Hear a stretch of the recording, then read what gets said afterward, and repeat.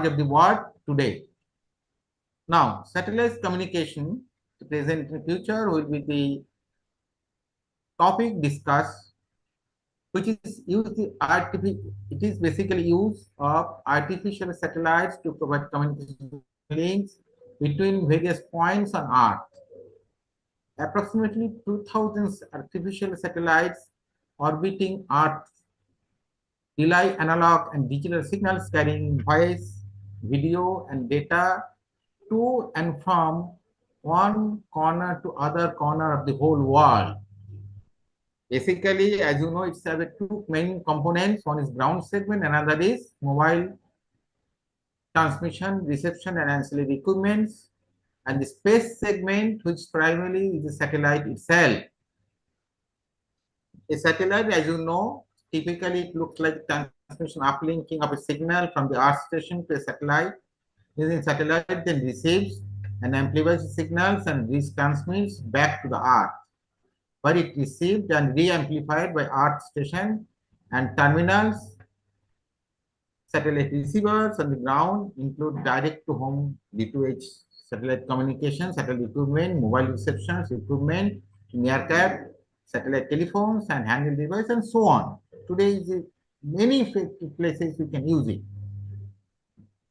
In fact, if we talk about the first practical concept of satellite communication came into mind was proposed by the 27-year-old Royal Air Force officer, Arthur C. Clarke, proposed that a satellite at an altitude of more than 35,000 kilometers above Earth's surface would be moving at the same speed of Earth direction, rotation. At this altitude, the satellite would remain in a fixed position relatively to a point on the Earth. So this orbit, now called a geostationary orbit, is ideal for satellite communications. Since an antenna on the ground can be pointed to the satellite 24 hours a day without having to track its position, Clarke calculated that three satellites, if spaced equidistantly to this geostationary orbit, would be able to cover the entire world in a relatively short span of time. Satellite technology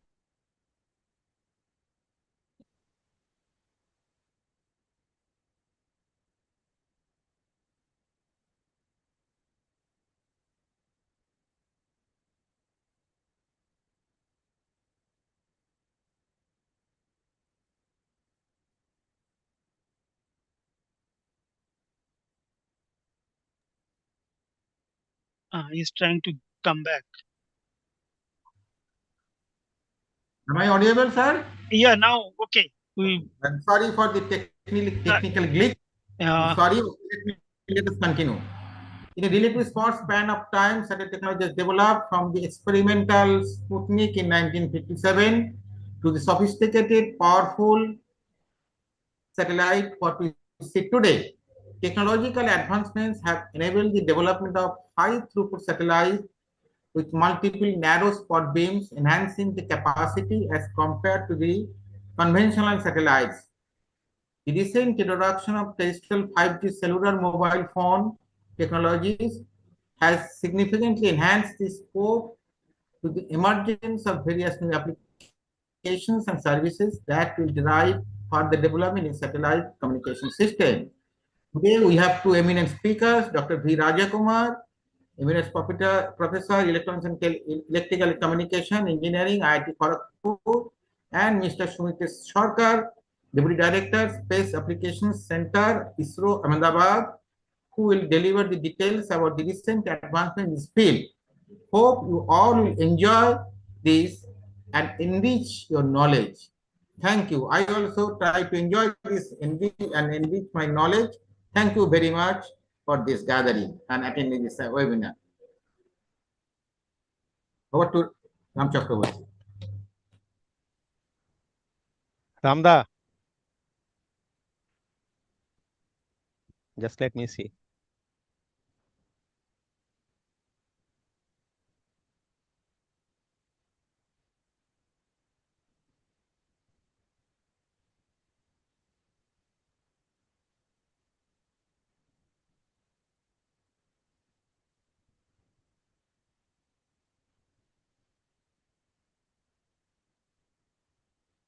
Chanchal, I think you may carry on.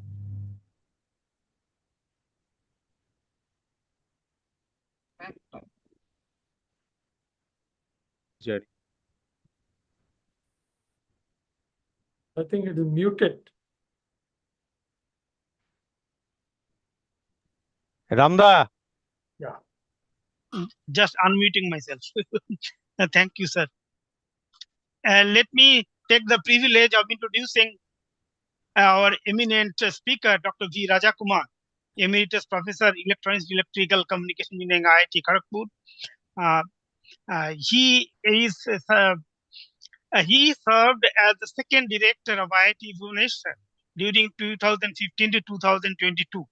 About 80% of the campus infrastructure seen by June 2023 was built under his leadership in exceptional standards, quality, and clean, green, and wellness ambience.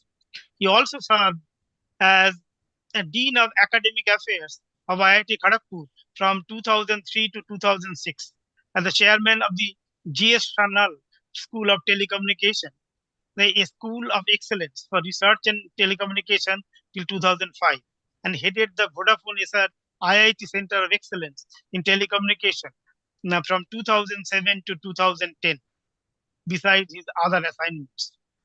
I think we can speak volume about our dear professor, but I have giving you the very brief introduction of him. Basically, he needs no introduction.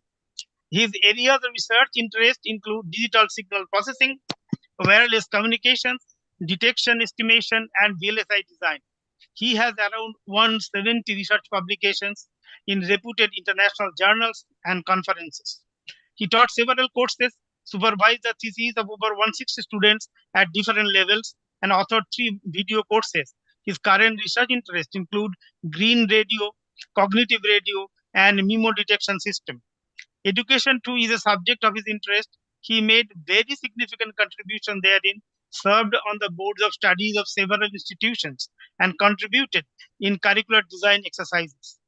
Professor Rajakumar made significant contribution to technology development through prestigious national projects, designing a sonar homing system for the first ever torpedo developed by India, designing communication systems and detection systems for DRDO, initiation of the development of cognitive radio, designing subsystems and ICs for Wi-Fi, WiMAX, etc., are a few of the many similar contributions made by him.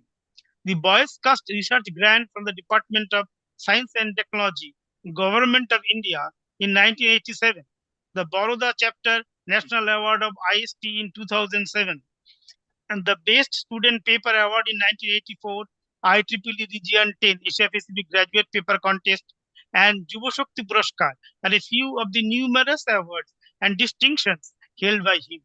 He was an active member of the prestigious academic delegation that accompanied Honorable President of India on his state visit to China from 24th to 27th May 2016. He was also instrumental in organizing several national and international conferences, serving as General Chair, TPC Chair, and other committees. This is a very brief about our dear professor. Then I switch over to our second expert this evening, Mr. Sumita Sarkar. He is Deputy Director, Space Application Center, ISRO, Ahmedabad. Mr. Sarkar, ISRO is very famous, and they made the headline when they successfully landed Land Rover on Moon. He has done BE in Electronics and Telecommunications from BE College, Shibpur, MTech from Indian Institute of Science, Bangalore. He joined the Space Application Center of ISRO, Ahmedabad in 1987 and worked in the field of SATCOM payload RF systems for 15 years. Subsequently, he took up the responsibilities of SATCOM system engineering activities involving definition of SATCOM system architecture, payload configuration, and trade-off studies. As Deputy Project Director and Associate Project Director for Communication Payload, his contributions were to the definition and development of GSAT 6, 7, 7A, and GSAT 19 payloads. As Associate Project Director, he was responsible for the design and development of the communication payload for the first Indian high-throughput satellite GSAT 11. Presently, he is serving as Deputy Director for the SATCOM navigation payload area and looking after the design and development of payload system for the INSAT, GSAT series of communications and IRNSS NAVIC series of navigation payloads. We have as moderator our very own Chanchal Chakraborty. He also needs no introduction. He is BE MBA, having more than 37 years of professional experience in telecom and IT, worked with flagship companies like CESC, NTPC, DOT, and BSNL, and worked as Chief Technology Officer and Vice President in Aircel, Uninor, and Reliance Jio. He has wide experience in planning, design, procurement, installation, and maintenance in all fields of telecom. He has written TEC specification and standard on mobile communication. Currently, he is working as Managing Director of ATM Towers India Private Limited, which is a subsidiary of ATM Denmark. He has participated in several national and international seminars, including GSM Congress at Cannes, France, and Berg for international roaming. He has received different accolades, including the Bishish Sanchar Seva Award from the Ministry of Communication, Government of India. He has published papers in IEEE and holds patent. He is a fellow of IEI India. He is a secretary of International Society of Automation, Kolkata chapter. He is a team player and loves to serve society to the best of his ability.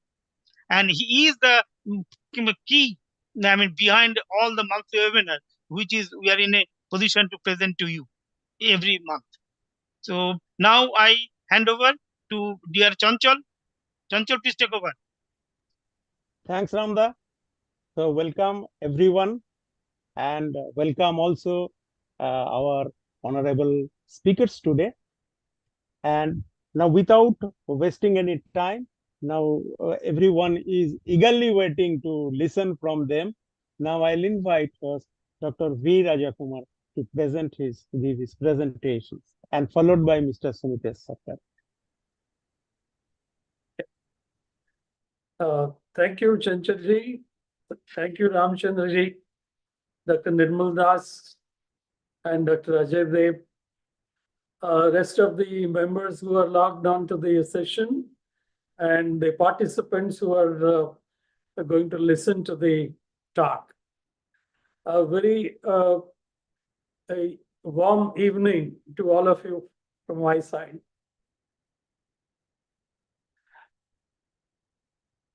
I think Dr. Sumitesh is more appropriate for talking on satellite communications. And similarly, Sri Chanchalji also has a good amount of experience in installing satellite communication systems. I did happen to teach courses at IIT Kharagpur, do research in telecommunications in general, and design and develop systems for defense, not much for ISRO somehow.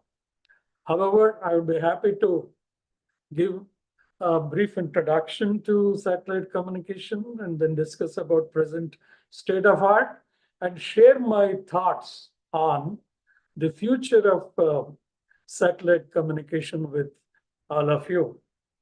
And in case of any query, one may even raise a hand or put up a small, you may use the chat box for putting up the query one has. I was told by Sri Chanchalji that we have a wide variation in the listeners, the participants in the webinar. They range from students to experts.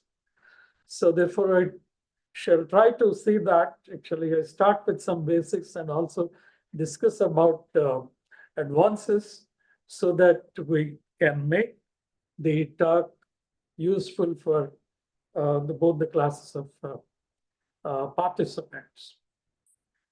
Well, so as I said, I'm going to talk about, share my thoughts about present and future of satellite communications. Very briefly, the present will be, I'll pass through the present very quickly. Before starting it, as such, the satellite technologies have several applications other than telecommunications as well. Let's take a recapitulation of all the applications satellite technologies are applied in.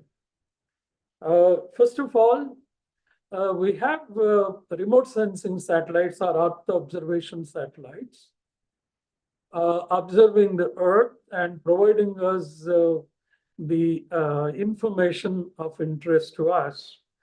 And these satellite information from these satellites are used in agriculture, forestry, and hydrology, which is again related to agriculture, soil moisture content related to again agriculture, flood mapping. Excuse me, sir, should you share your PPTs? It's not. Oh, I'm No. sorry. No, it should happen, sir. Oh, yeah, I understand. Made a mistake. I thought they're already shared. No, not yet.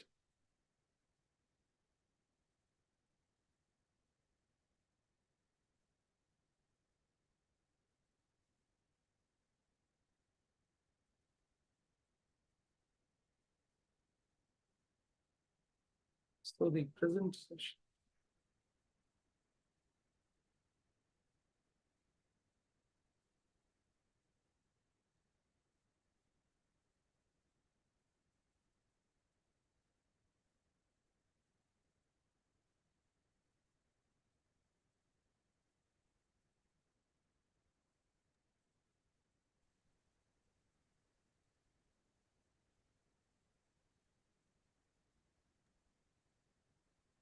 Chanchal?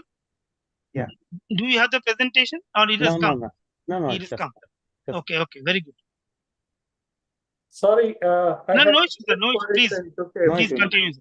No issue. Is that fine now? Yes. Yeah. So we have numerous applications, including remote sensing, and remote sensing information is useful in multiple areas and very important for India, like agriculture, forestry, hydrology, soil moisture, flood mapping, and ocean temperature, and color measurement, etc. And another very important area where we have been extensively using, IMD has been using the information, weather information coming from weather satellites for our forecasting, weather forecasting in our country. Certainly, environment is an important consideration world over, and it's very important for even monitoring our environment and take corrective actions. Search and rescue operations too are very important. Right now, we have the Himachal, the mine tragedy happening, and still people are working to rescue the 41 miners. And Geo has claimed that they have provided extensive communication coverage in this area.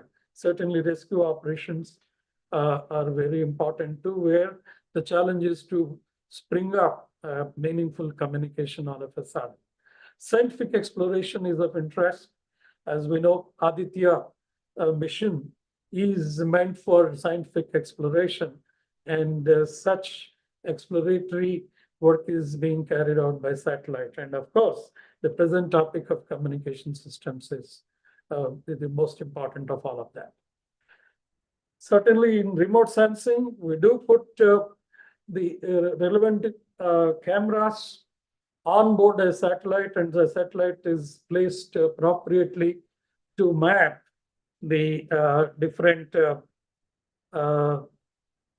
areas of on Earth.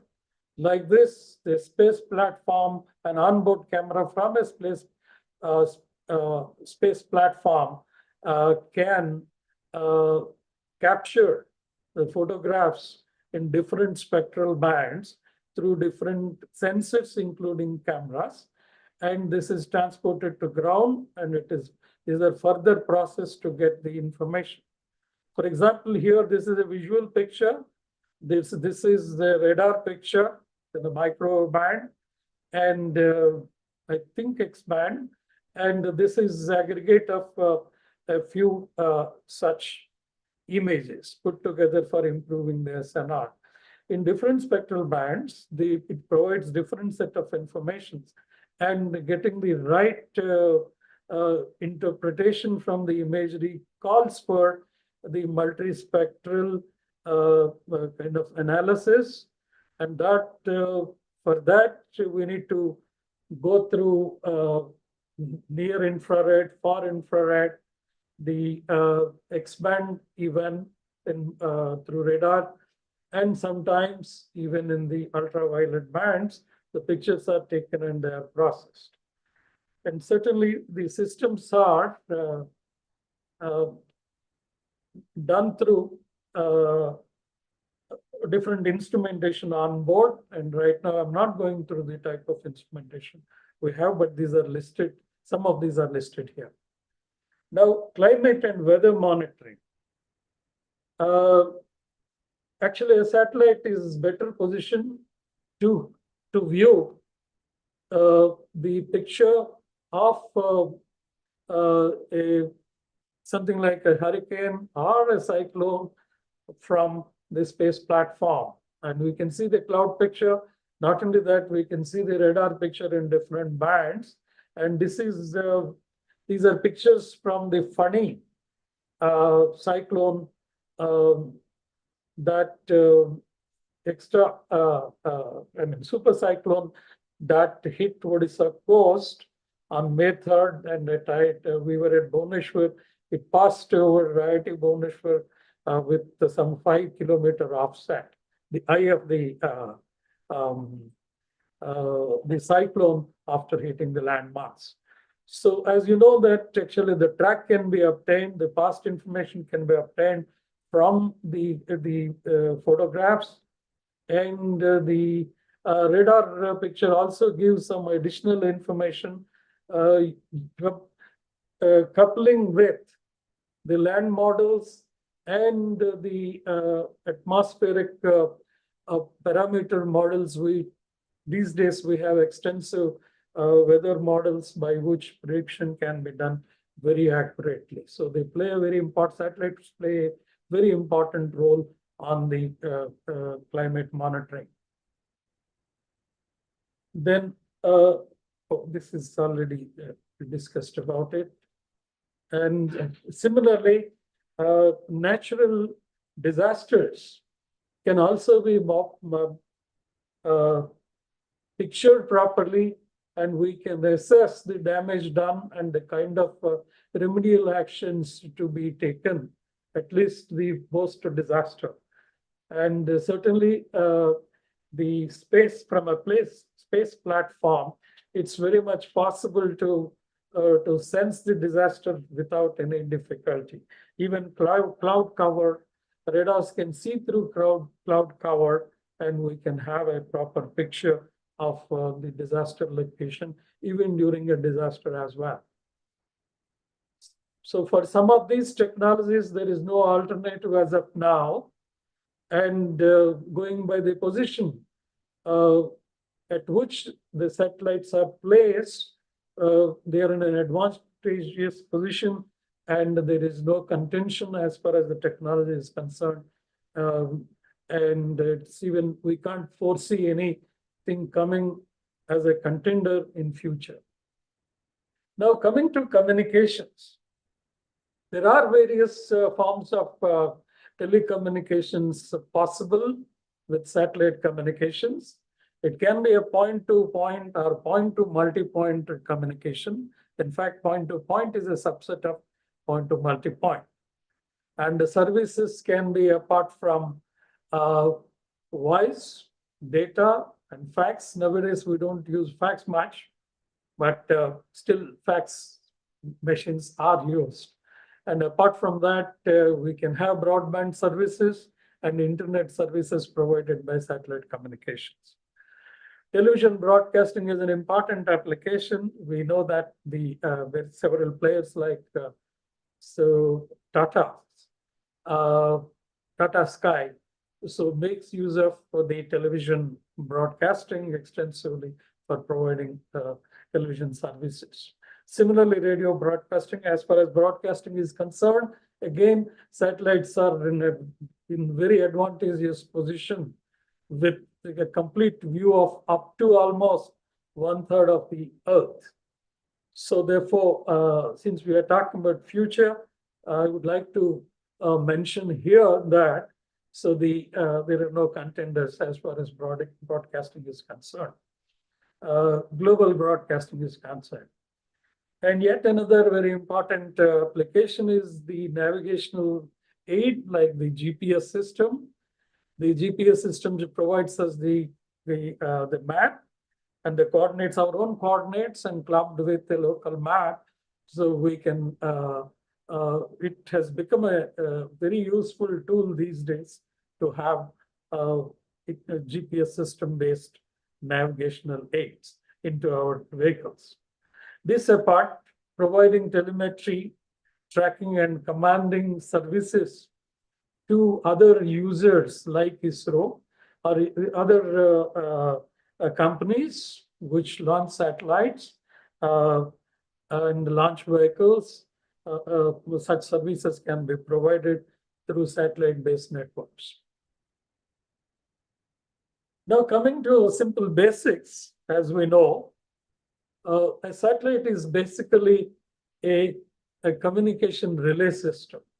When we transmit from a station and we can receive at another station, which are spaced apart. Typically, when they are spaced apart significantly, the Earth's curvature comes into picture and there is no line of sight between the antennae.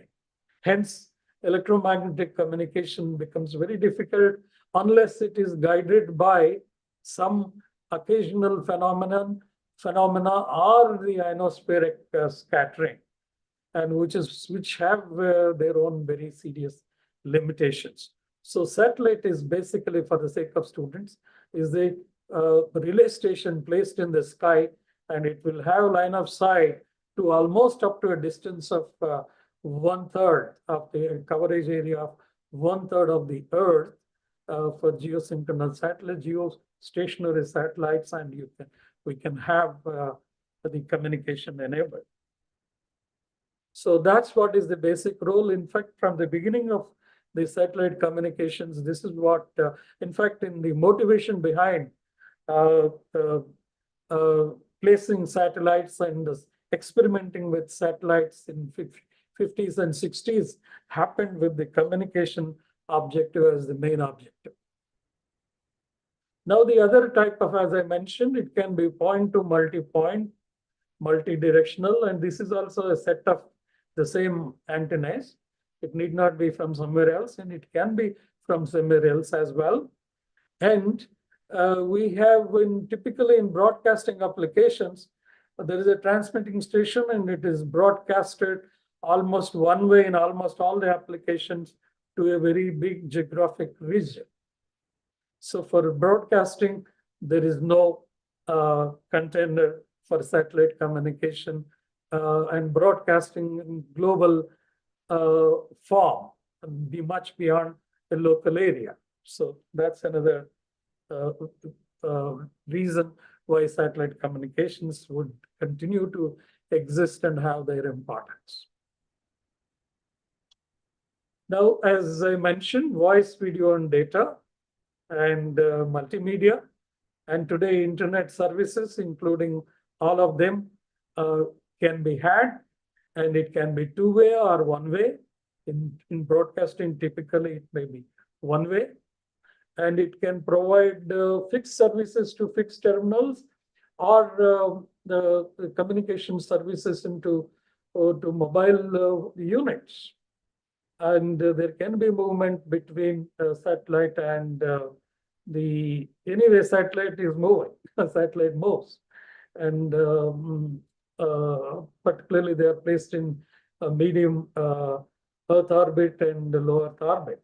And certainly such communication, mobile communications, are very important for maritime and aeromobile applications, since the providing through cellular communication, providing communications to these units through cellular is very difficult, and it's almost impossible. Now, coming to the access, while accessing a satellite as a relay, its own transponders or communications relay systems available on board. The access can be on a fixed access mode. It can be fixed that so-and-so channel and so-and-so frequency or so-and-so frequency time slot on a frequency band is allocated to so-and-so for communicating to station A to station B. Similarly, station B, station C, and so on. And the access can be fixed for a relatively longer time. And or it can be on a random access based, it can be accessed. Also through a deterministic access, it can be done through multiple access mode. And access can be provided on demand. So all such today satellite communications, not only today, for the last 3-4 decades, satellite communication systems are designed to robustly provide this kind of variation of requirement, cater to this kind of requirements. Well, I believe so that the Sarkar will be talking more about it. Therefore, let me skip. There can be different kind of orbits, low Earth orbits, circular or elliptical, medium Earth orbits, and geostationary orbit, and high Earth orbits, and there can be at inclination as well. And the satellite can be placed by at anywhere in space and provided with some initial velocity. Based on the velocity vector and the initial location, that initial condition, it will take, as per Kepler's laws, it will take take an orbit, and it can move in an orbit. And we as engineers design the orbit, targeted orbit, and accordingly place it at an appropriate place, convenient place, and provide that velocity. Or we provide some other velocity, but later on maneuver through the onboard motors of the satellite itself, maneuver and see that you put it in the desired orbit. Now there is a set of launching sequences. Nowadays, these are also broadcasted over television. We use a launch vehicles like SLV. So, and launch it, and it takes it satellite up to some low Earth orbit, and from there the satellite is detached and will by providing some initial velocity, and thereafter the satellite is maneuvered to reach the targeted orbit and targeted parking position.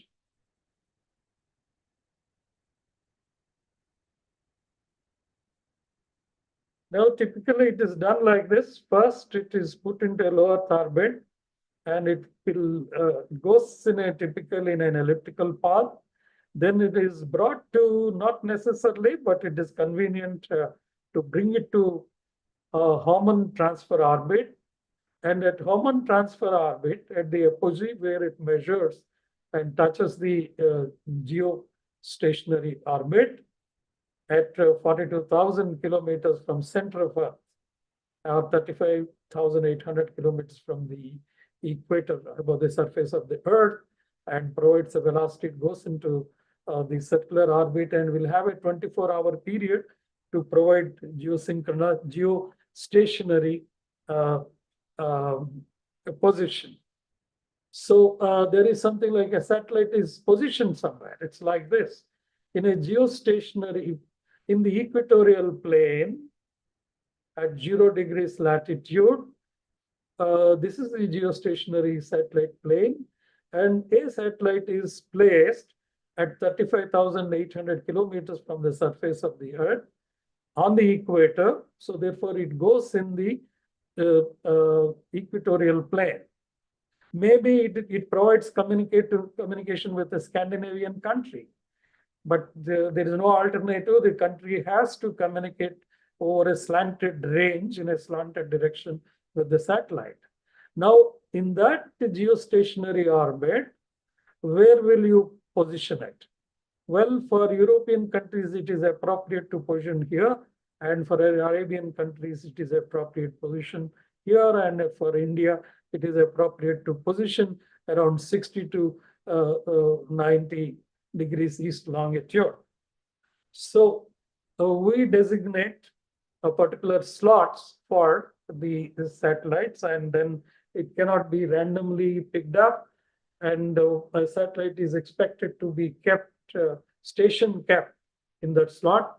For example, GSAT-10 is placed at 83 degrees east longitude, and there are other satellites also which are placed at almost the same location with plus or minus some distances.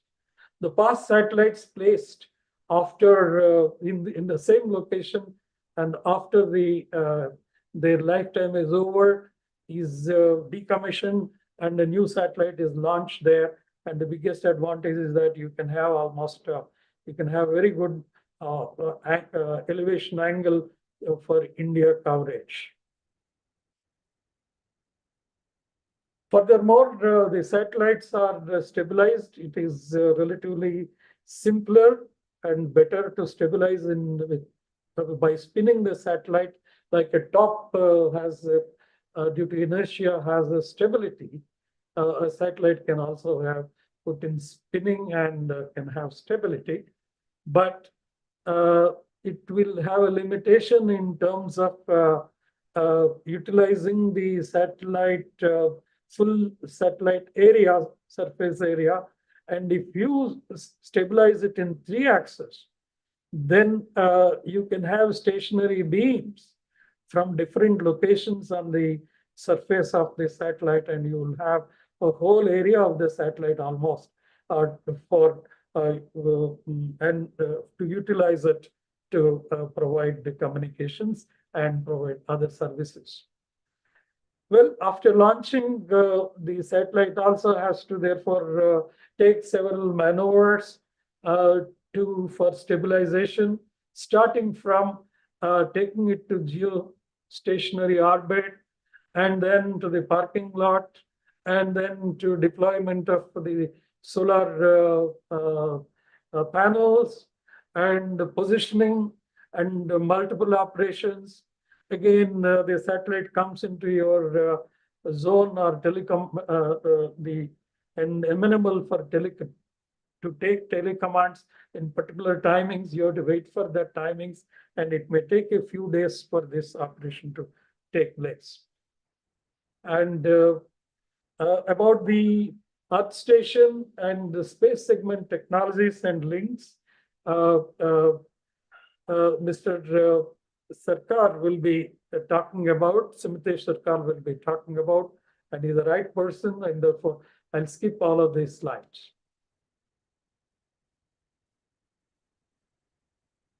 Okay, so now coming to a satellite like GSAT-10, let's look at what kind of bandwidth and capacity the satellites has. It uses C-band and 2-band transponders on board the satellite.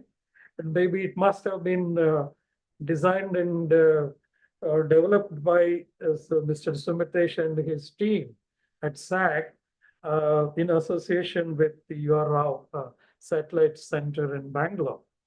Okay, so just to give you a picture, so there are about 36 transponders available on the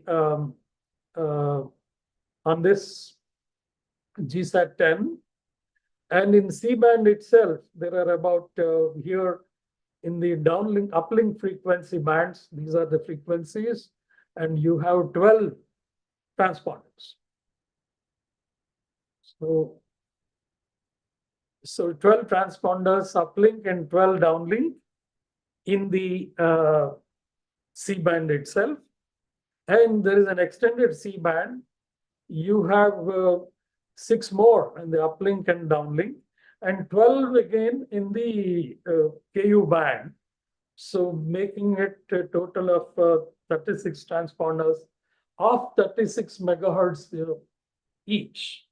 36 megahertz is a kind of standard, not necessarily, but satellite transponders are developed typically with 36 megahertz of bandwidth.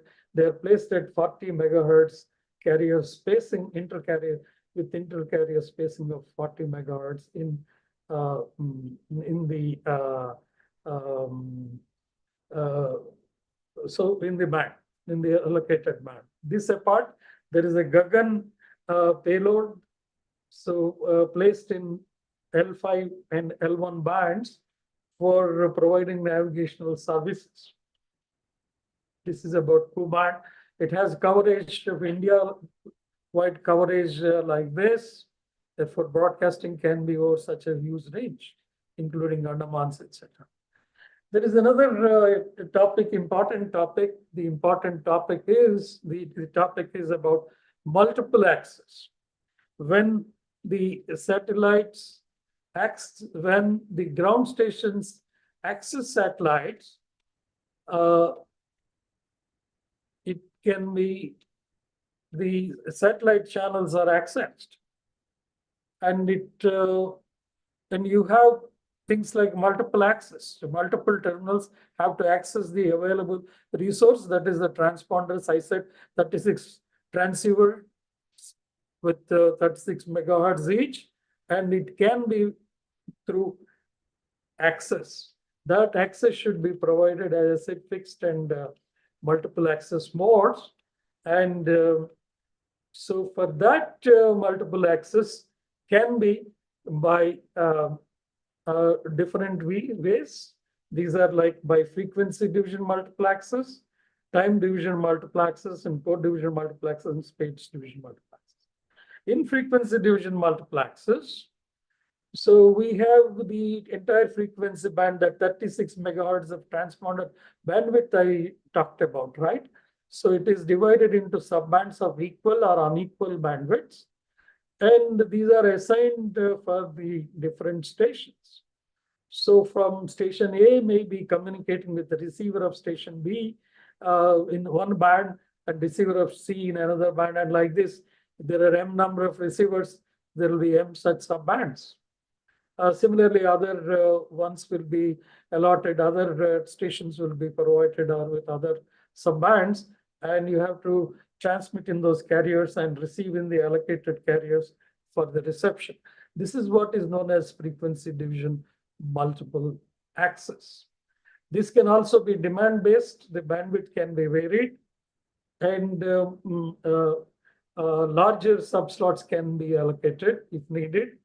And the now, if you take the digital video broadcasting, different channels, the Dish TV channels use the different frequencies by again slots, by slotting of the transponder.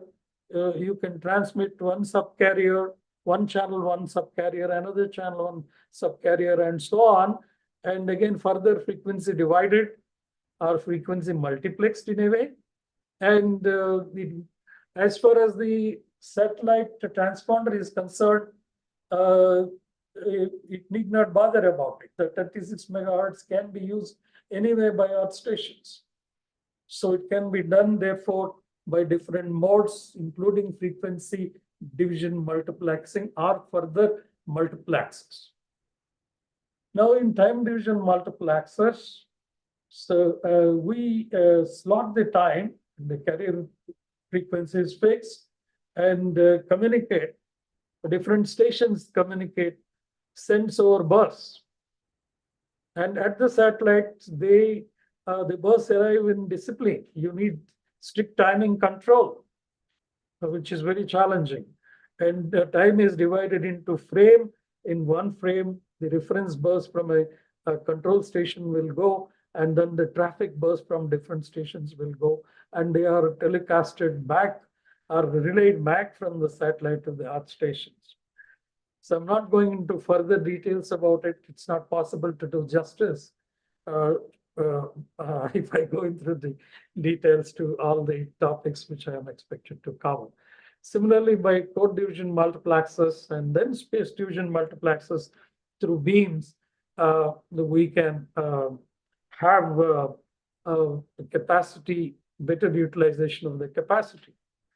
Let me brief about what is space division multiplexers. We have different narrow bands, and if you know that the receiver is in this band, this area, particularly if you are targeting receivers in a particular state, a statewide narrowband can be used to transmit to all earth stations within a state.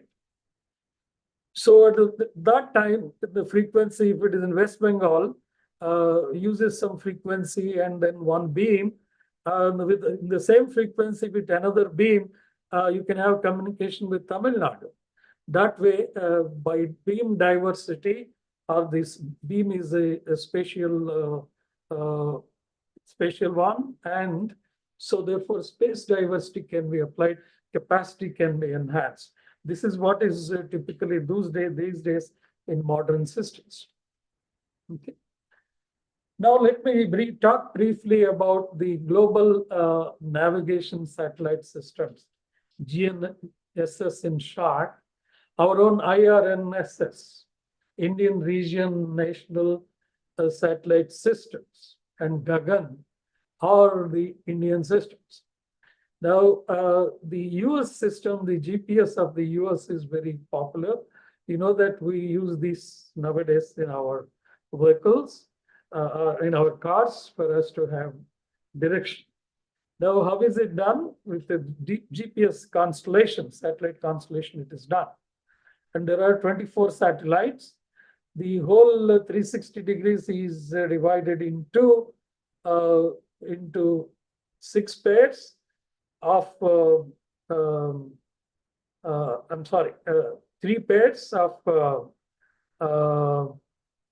orbital planes, and 4 satellites are launched equally placed in these orbit. Not necessarily very equally, but these are placed.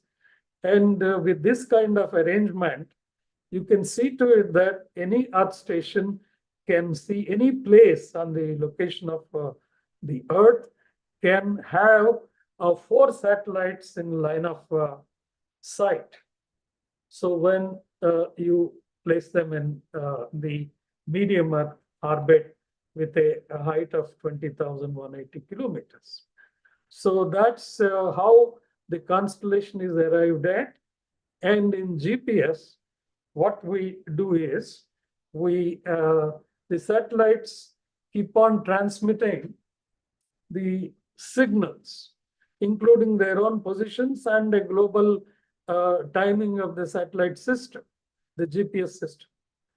And a mobile, it need not have a transmitter. All it needs is only a transmitter, can receive, when it sees some satellites, it will be able to receive directly signals from the different satellites, and by knowing the code already and comparing with the code, you can have the delay from each of the satellite, or inter-satellite delays can be measured, and from that, your own location can be obtained.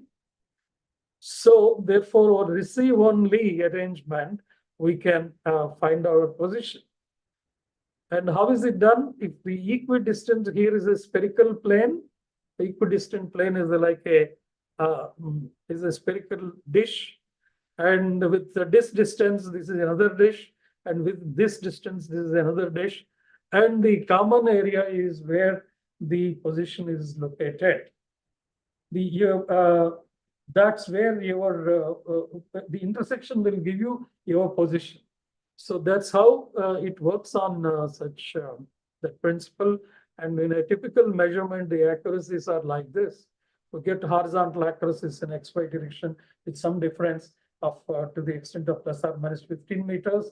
And in differential GPS, we get with plus or minus 1.5 meters of space with 95% of certainty. So 95 with 50% of certainty, the accuracy is better. If you want 100%, the inaccuracy would be more. Another very important concept is satellite telephony.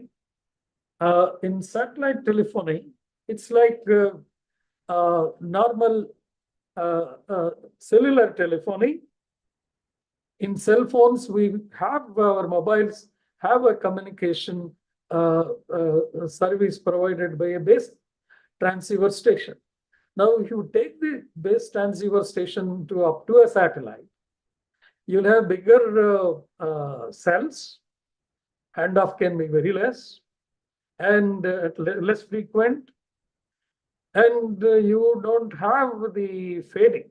The significant fading is very significantly less. And that's what you can have, and you can provide mobile telephony to global travelers. That's the biggest advantage of satellite telephony. Okay, so it can be done through geostationary satellites providing the service. Geostationary ones are like Inmarsat, Thuraya, so MSAT, Terrestar, etc.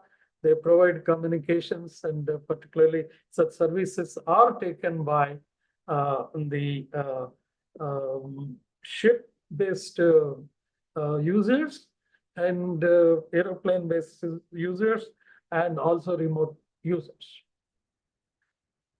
And a better technology is a LEO, low Earth orbit based satellite telephony. Again, you need multiple satellites to be launched to have, because a low Earth orbit satellite will just rise and set very fast, and providing only some maybe 10-15 minutes of appearance on the in your sky. So a base station will appear, stay for about 15 minutes or 5 minutes, and it will disappear. You need another base station to spring up in the form of another satellite, and so therefore you need more number of satellites. And so you have in Globalstar there were 48 planned, and Iridium there were 66 planned, and they provide the connectivity very well, and you can ensure that there is at least one satellite that will appear and provide your communication. So such kind of systems were used, video-based systems.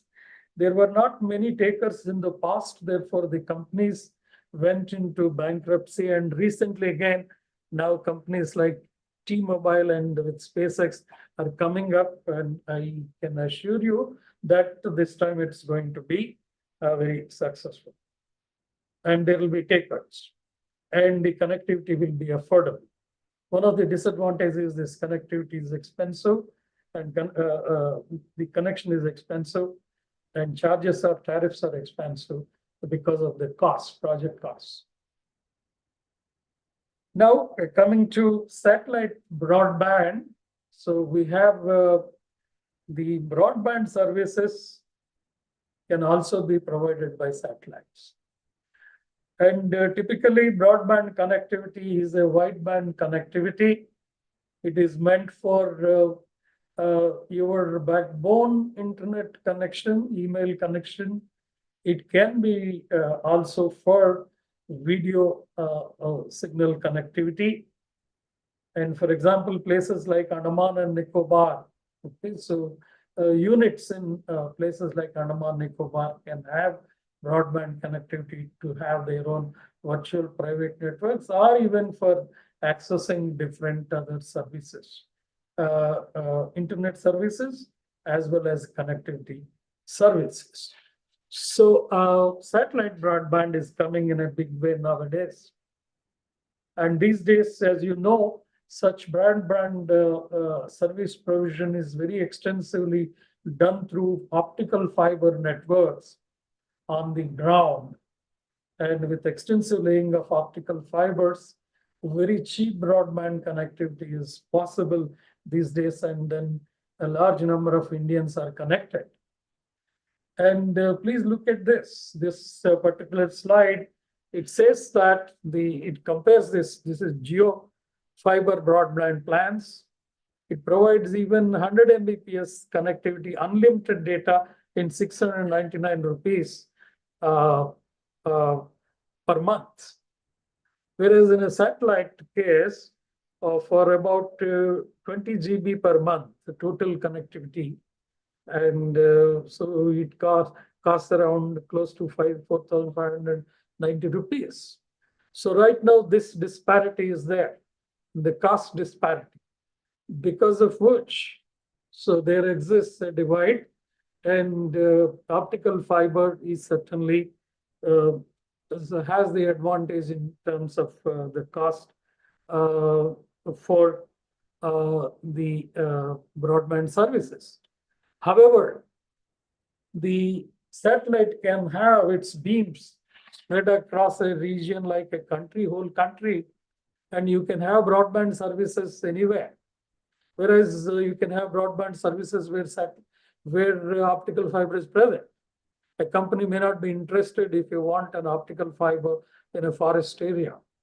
So there may not be other subscribers, and therefore it may turn out to be expensive for the company. So, therefore, satellite still has this edge of the coverage, and there is nothing to beat in terms of coverage.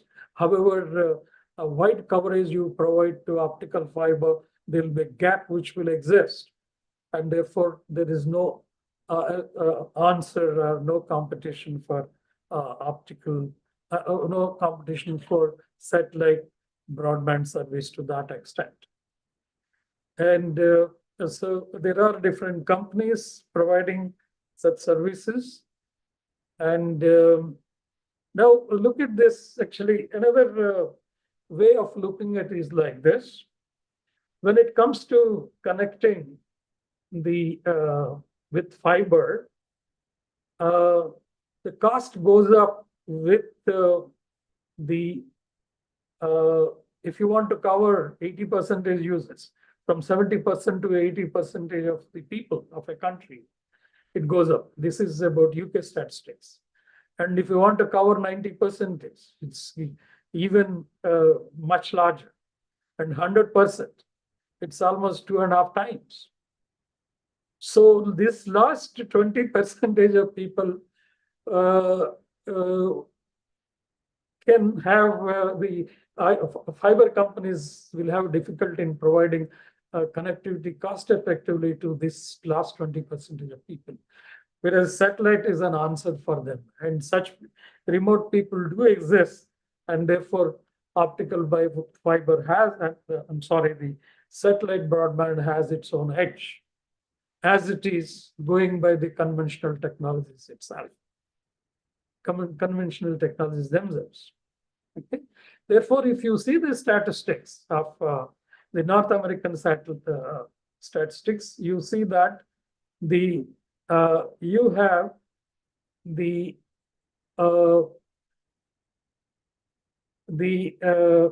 service requirement and number of connections, etc., is going up, and the revenue going up. It's almost doubled in over about 6 years.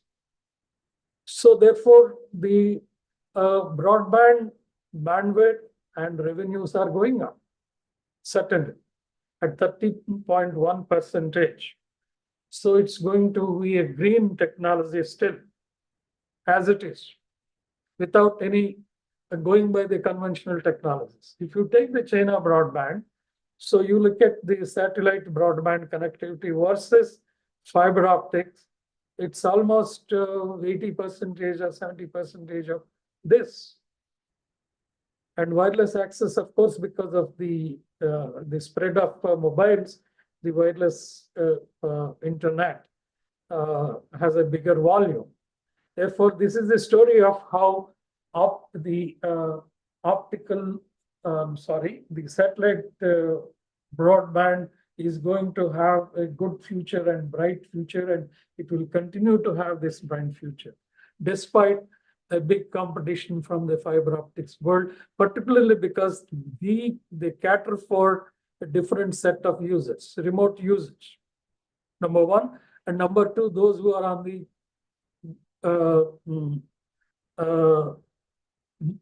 the move. Now, recent development is a very interesting development. On 27th October, Geospace Fiber was announced by Reliance. This is a very certainly an ambitious project. And this project, please look at this it says that it will provide while the satellite internet into your remote terminal at optical fiber bandwidths and frequencies at optical fiber rates. That is a very, I would say, very aggressive plan. So therefore, already the satellite broadband is competing with the optical fiber broadband. And here you need a fiber to be laid. And there is instantaneously the connection will be turned on.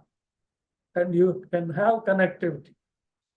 And therefore, this story itself tells how the future is, where the future is going to be. Now I am wondering, when I connect our Department of ENDC with our computer center where the core switches are placed, the optical core switches are placed. Now tomorrow, should I take a 2 Gbps broadband connection wireless into my department, or depend on the optical fiber laid on the ground? Now imagine this kind of questions would certainly come up. And therefore, the satellite broadband is going to throwing a challenge, big challenge to the optical fiber broadband.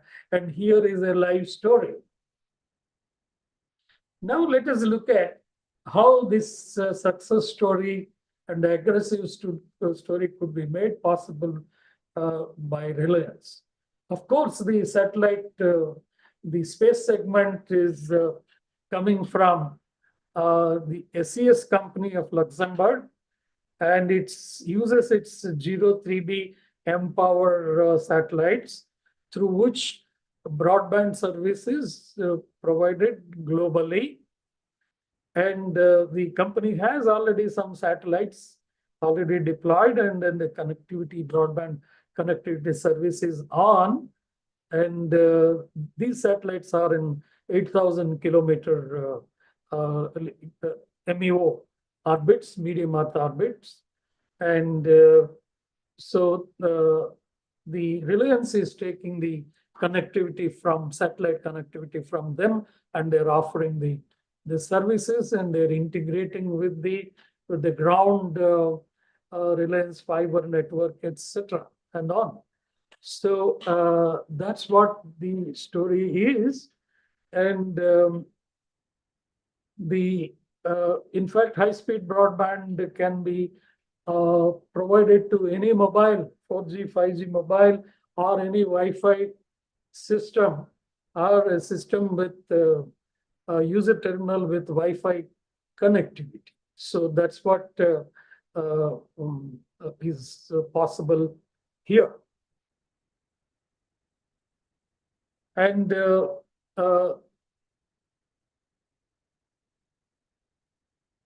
one question of how is this cost-effective broadband possible at the phenomenal high speeds like 1 Gbps or 2 Gbps is a big question. That is possible because the SES uses multi-beam technology, and frequency is reused, thereby capacity is enhanced. I'll further explain this in the subsequent slides. And because of that, the capacity per satellite, or the capacity of the system, is increasing, or the constellation of the satellites is increasing, and spatial diversity, because of which each satellite would be providing broadband services to a geographic region. And again, frequency reuse can be done through multiple beams there. And all satellites put together and serving different regions simultaneously, they will be, there is a huge capacity over which the connectivity is done. In the last mile, the capacity is coming from using multiple beams, number one. And number two, because of medium Earth orbit, you have some savings, and the loss is less, and SNR would be better, and higher modulation frequencies can be used. So therefore, the spectral efficiency is more, and you can have connectivity. Likewise, there are other reasons by which the capacity can be enhanced using the advanced technologies. Now, there are various ways by which launching of satellites can be, the launching costs of satellites can be reduced, and also the capacities of satellites can be enhanced. So these are some of the future directions. Some of these are already implemented partially. Therefore, it is in the present future, these systems are coming up. And in the near future, such systems will be fruitful, and they will continue to be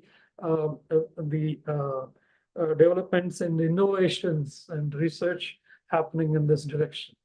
So reusable satellites, reusable vehicles is one area. And I'm sorry, before that, let me talk about mega constellations. I already talked about one mega constellation here in O3 BM power. And earlier I talked about constellations of these, so LEO satellite telephony systems. And also you have GPS systems. Similarly, you have broadband constellations. You have other communication system constellations coming up. And the size of the constellations is not just like 24, 66, and that's what we talked about. It's going to be thousands. Companies have plans to launch thousands of satellites and have enable broadband connectivity. Now look at the capacity. With 1,000 satellites and capacity of each satellites going up, you have tremendous capacity available. Therefore, no wonder Reliance called it as space fiber.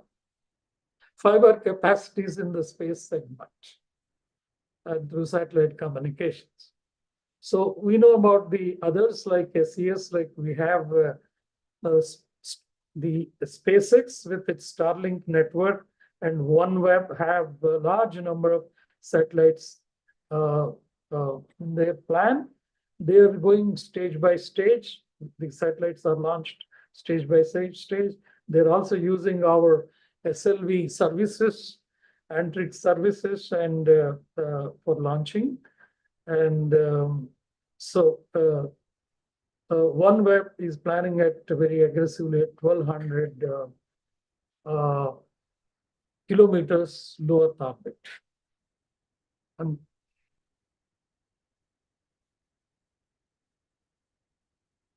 Now, as I already mentioned, that the satellite throughput is going to be enhanced, and by various means. One is, as I already mentioned, by using spot beams and by using same bandwidth, same frequency band in other spot beams, it can be increased. And no wonder when you have huge number of beams, like 50 beams used in a particular satellite, the capacity can be 10 times. And barring the adjacent beams, any other beam, you can reuse the frequency, and therefore it can be, may not be n times, but it can be n by 4 times of that order. So multiplies capacity and coverage flexibility. With so many of them, you can switch between them. You can have an instantaneous connectivity somewhere and switch it connectivity to somewhere else, to the next user. If one user goes to sleep mode, you can switch and use the capacity somewhere else, and that kind of flexibility is possible with huge number of satellites. Okay, Erlang's B formula holds good, and you can see what kind of, going by grade of service, what kind of capacity multiplication can be made possible. That apart, to the spectral efficiency improvement by SNR improvement, as I already mentioned, by going for higher modulation schemes, MRA modulation schemes with M going up to 64, 128, and even beyond will provide higher bit rates. And reducing the intermodulation products further will improve the SNR, and then again capacity can be improved. So we can also use optics and for the communication, particularly in the uplink and also in the downlink, using laser technology with a very precision, beam forming. Precision beam forming also calls for precision operations in satellites. Precision optical detector focusing and lens focusing will be important. But that is possible today as technology is improving. And with such technologies, the transmit power can be improved and the beam interference can be very significantly improved. And the experts can imagine what kind of capacity multiplication with this kind of adjacent beam interference lowering can cause. Okay, I mentioned about reusable rockets already, like Falcon 9, etc. Some, at least the first stage there in reusable already tested and is working. And ISRO is working on, again, the reusable and re-entry of the, at least the first stage, which can be used again for subsequent missions, is where almost every company is working on. Every company which are into satellite launching business on. Similarly, with a lot of intelligence and the electronics definable, reconfigurable on board, we can have software defined satellites and capacities can be switched, and we can do online optimization, and again, further capacity improvement is possible.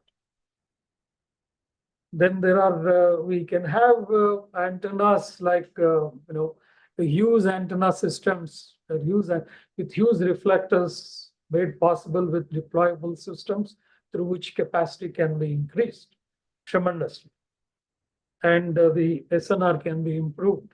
The CNR of a link can be improved. Then yet another concept where research is happening and development of work is happening and robotic manipulator development is happening is in the area of on-orbit servicing, assembling of satellites, and even manufacturing of satellites. This has come from, this was triggered by the success of the Gagan, the success of Hubble telescope repairing. I think it was already repaired 5 times or a little more than that. So very successfully, astronauts have gone into this space and they did repair the Hubble telescope in a low Earth orbit, and they have returned safely. And certainly, it's possible to launch satellites and assemble them and repair them, at least in a space station, almost as of now. Okay. So there are some companies, robotics companies, etc., working on the satellite assembling, servicing, and almost even manufacturing in space. Now, lastly, one question we have is, as a result of the multiplication of satellite technologies, we have a lot of space debris coming up. And it's a conceptual plan of earlier, it was like this. And in the 90s, it's like this, and it is like this. We have so much of space debris and posing environmental considerations. And these objects, particularly in the low Earth orbit, fly at 26,000 kilometers per hour. Imagine half mv square. The kinetic energy, impact energy is very high. It's like a bullet. Your satellite will be hit by a bullet. The launch vehicle will be hit by a bullet. But fortunately, this is very sparsely placed, so the hit probability is low. Therefore, we are surviving. Therefore, we need to think about, and already companies are working about how to collect the space debris, how to do collision avoidance, etc. And with the laser guns and also with how to use rockets and burn them, particularly the size is large. So this kind of issue is coming up, and it throws open a lot of research areas and a lot of innovations for companies to carry on with. Okay. Now, when I have already drawn the conclusions while going through the different the slides, let me not go through line by line. In short, I would like to mention that it has become a reality. Now satellite broadband is challenging with anywhere advantage, location advantage, any location advantage to optical fiber broadband. And I think people will now go for optical broadband because it gives you that mobility of at your user terminal as well. You can shift it. Well, at the moment I have a connection, Ethernet connection in my bedroom. I have one in my hall, and if I go to other places, of course I have Wi-Fi. Okay? But if you want the broadband, so directly on the line, optical line, you have to go to a different place, and you need to put a Wi-Fi anyway for towards the end of an optical fiber terminating unit. So why not direct satellite broadband? So these kind of questions come up, and certainly it poses a lot of research challenges. How to improve systems, how to make the switching systems, routing systems on ground happen in this with the space segment, and the interoperation and interworking throws open lots of research challenges for them. Those students who have such interest can do their research now on this kind of topics. So the space fiber is maybe going to be more effective, and with such huge capacity. It was made possible because of the huge capacity. And I explained about how such huge capacity is made possible. And certainly the mobile satellite telephony is going to be a reality. With a mobile set, you can go across the globe and it will work with a relatively simpler system and governed by relatively simpler and less regulated framework. That's what we are going to have.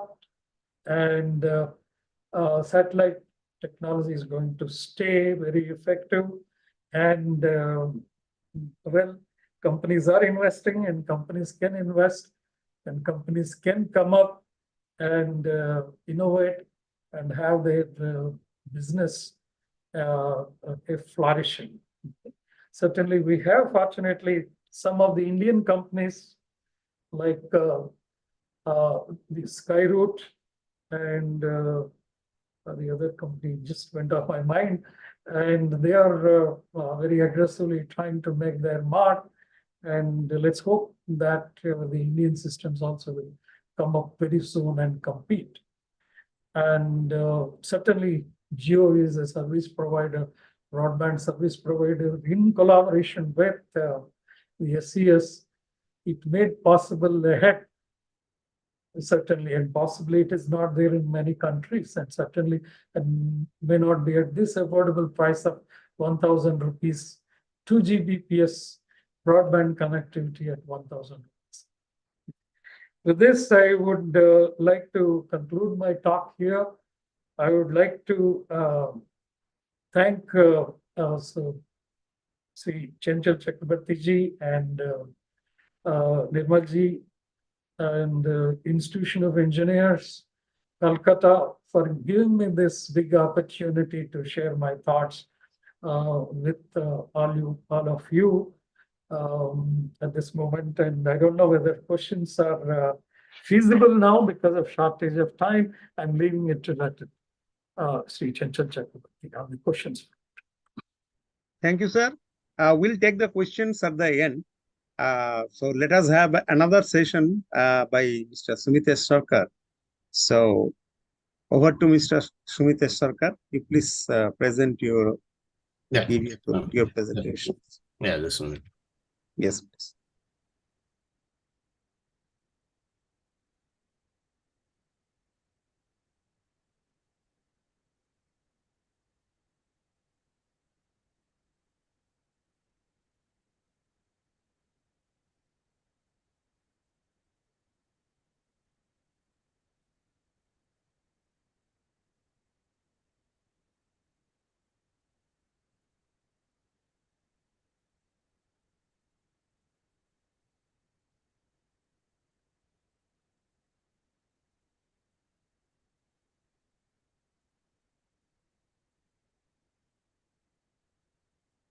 Yeah, is it visible now?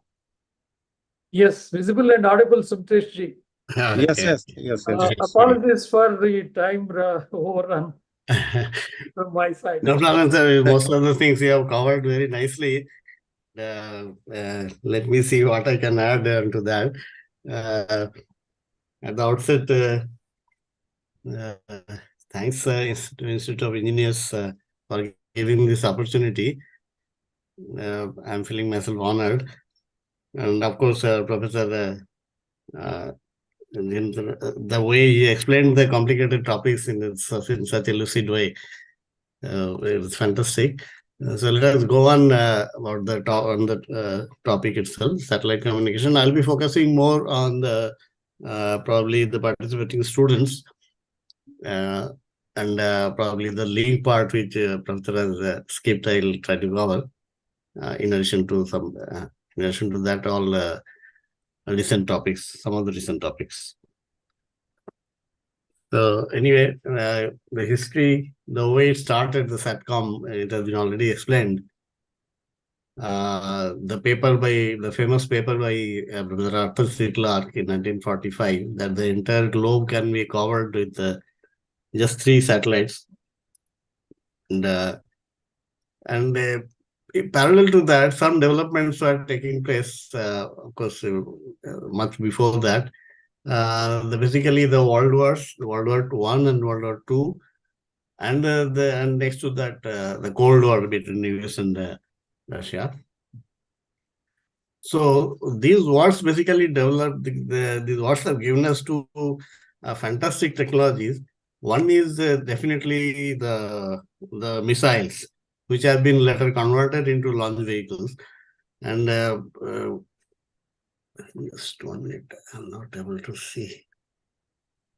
Yeah.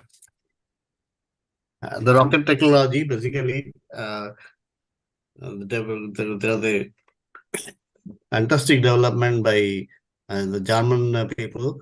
Their V2 rocket is really famous. And many of our present-day rockets derive their heritage from actually this V2 rocket. So this gave us confidence. This gave people, the scientists, confidence that yes, we can put such things in the orbit. And second thing is the development of the RF technology, basically the radars, the high power radars. So it was also made sure that such high power RF systems can be used for communication also using this geostationary satellites. So these are the two background technologies which has helped the SATCOM systems anyway to a great extent. And if we talk about the SATCOM system, basically the first satellite was a natural satellite, our moon. And the experiment was carried out in 1954 by Naval Research Laboratory. It is called the Moon Bounce the experiment, where the voice was bounced back, high power voice RF signal was transmitted towards the moon, and the reflected signal was received across the Atlantic Ocean. So we can say that that is the first satellite communication, though it was a natural satellite. And next to that, okay, we know that we had USSR had their Sputnik systems, and Sputnik 1 was launched in 1957. Then USA, they started their geosynchronous systems in 63 with the Syncom series.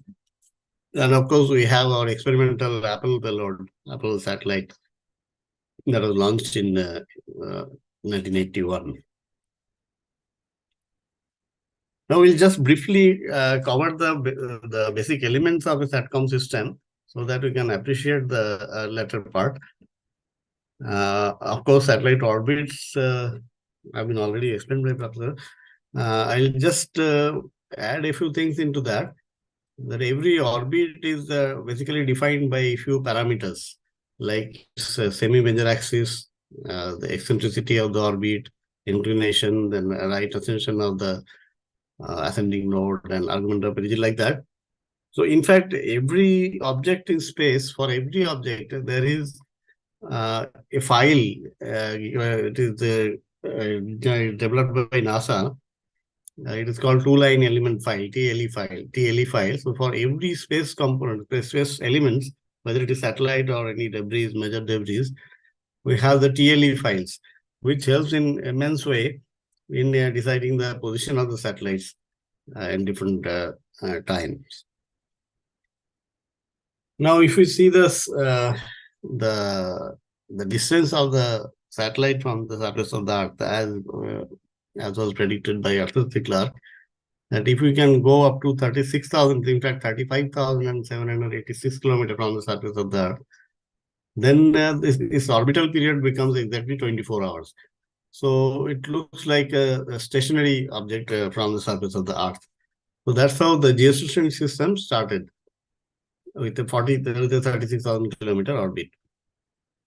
But in addition to geo orbit, the geostationary orbit, we have other orbits also, like low Earth orbit system, medium Earth orbit, and the highly elliptical orbit at different orbital heights.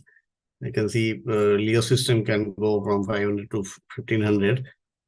And in between, we have some problem. I'll come to that first. Yeah. In between these ranges, there are some highly active zones. Basically, we call it Van Allen belts. There are ionized particles in the gap region. So satellites, if we put in this region, they may not work. The electronics may not work because of the ionized particles. So in the orbits, basically these regions are avoided. And so we have slots of 500 to 1200 kilometers for LEO, like that.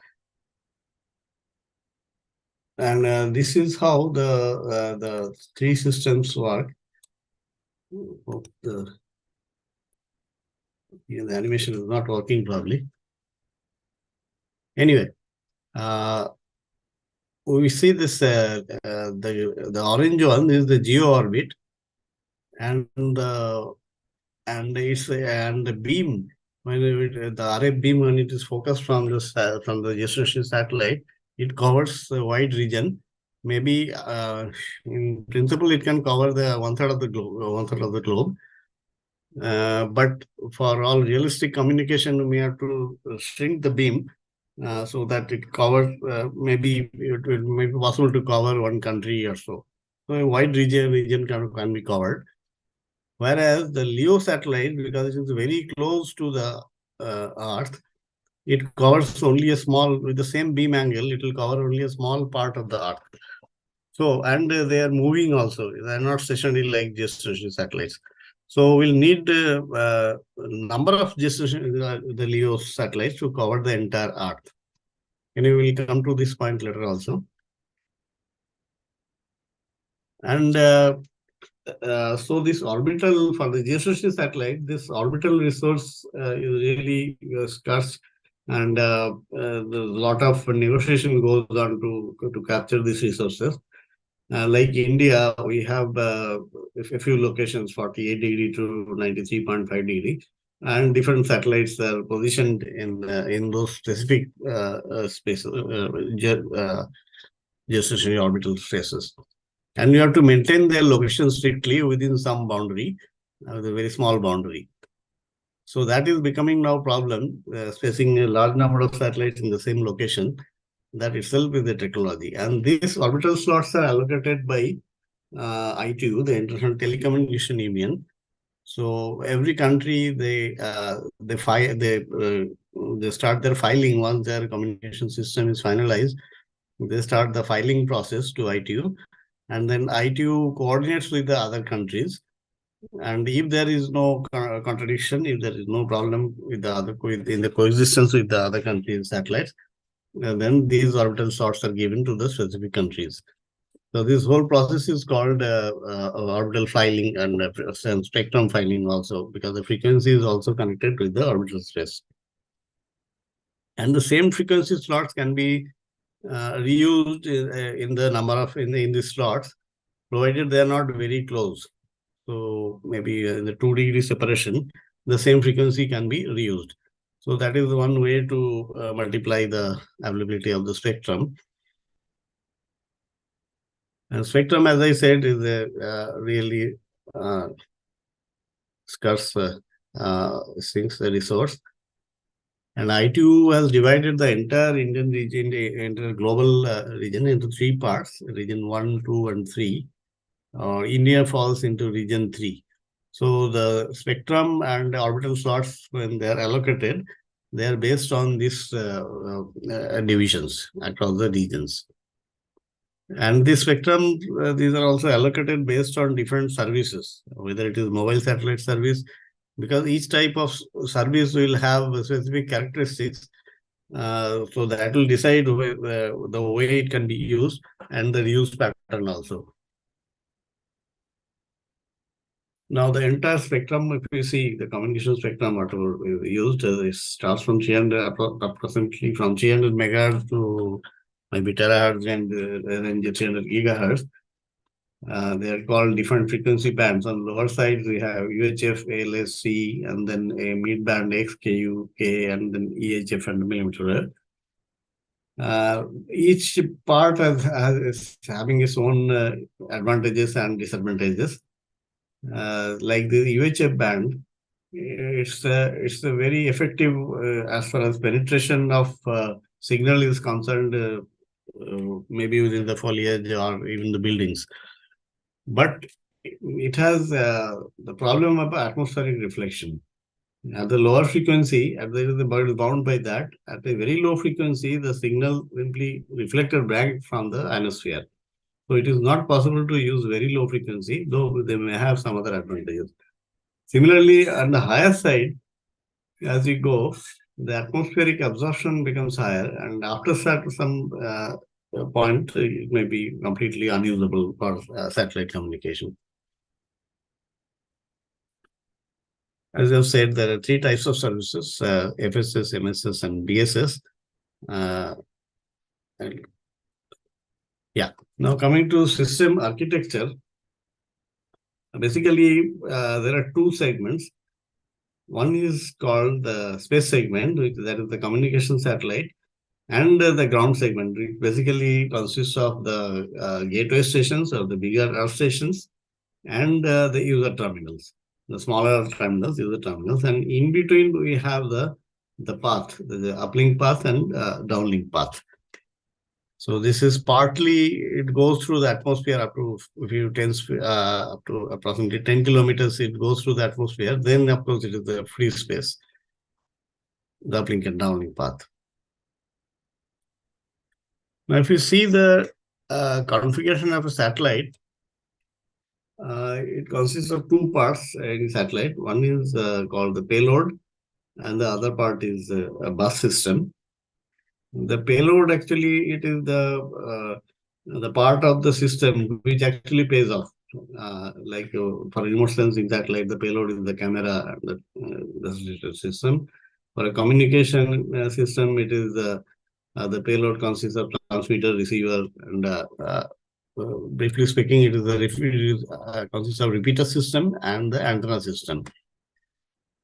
Now we'll see the details of the those things also. But before that, we'll go to the bus system. There are a large number of elements which are required to hold the payload at that particular position in the orbit. there are a number of systems. One is called AOCS, Attitude and Orbit Control Systems. Is basically stabilizes the spacecraft at a particular location. And the orientation also is maintained so that the antenna can point towards a specific place on the surface of the Earth. Then there is the propulsion system. Now, once we put the satellite in the orbit, say in a geostationary orbit, it is ideally it should stay there in that particular place. But what happens? The situations are not ideal in those locations. Also, there are attractions of sun as well as moon, which tries to destabilize the orbit.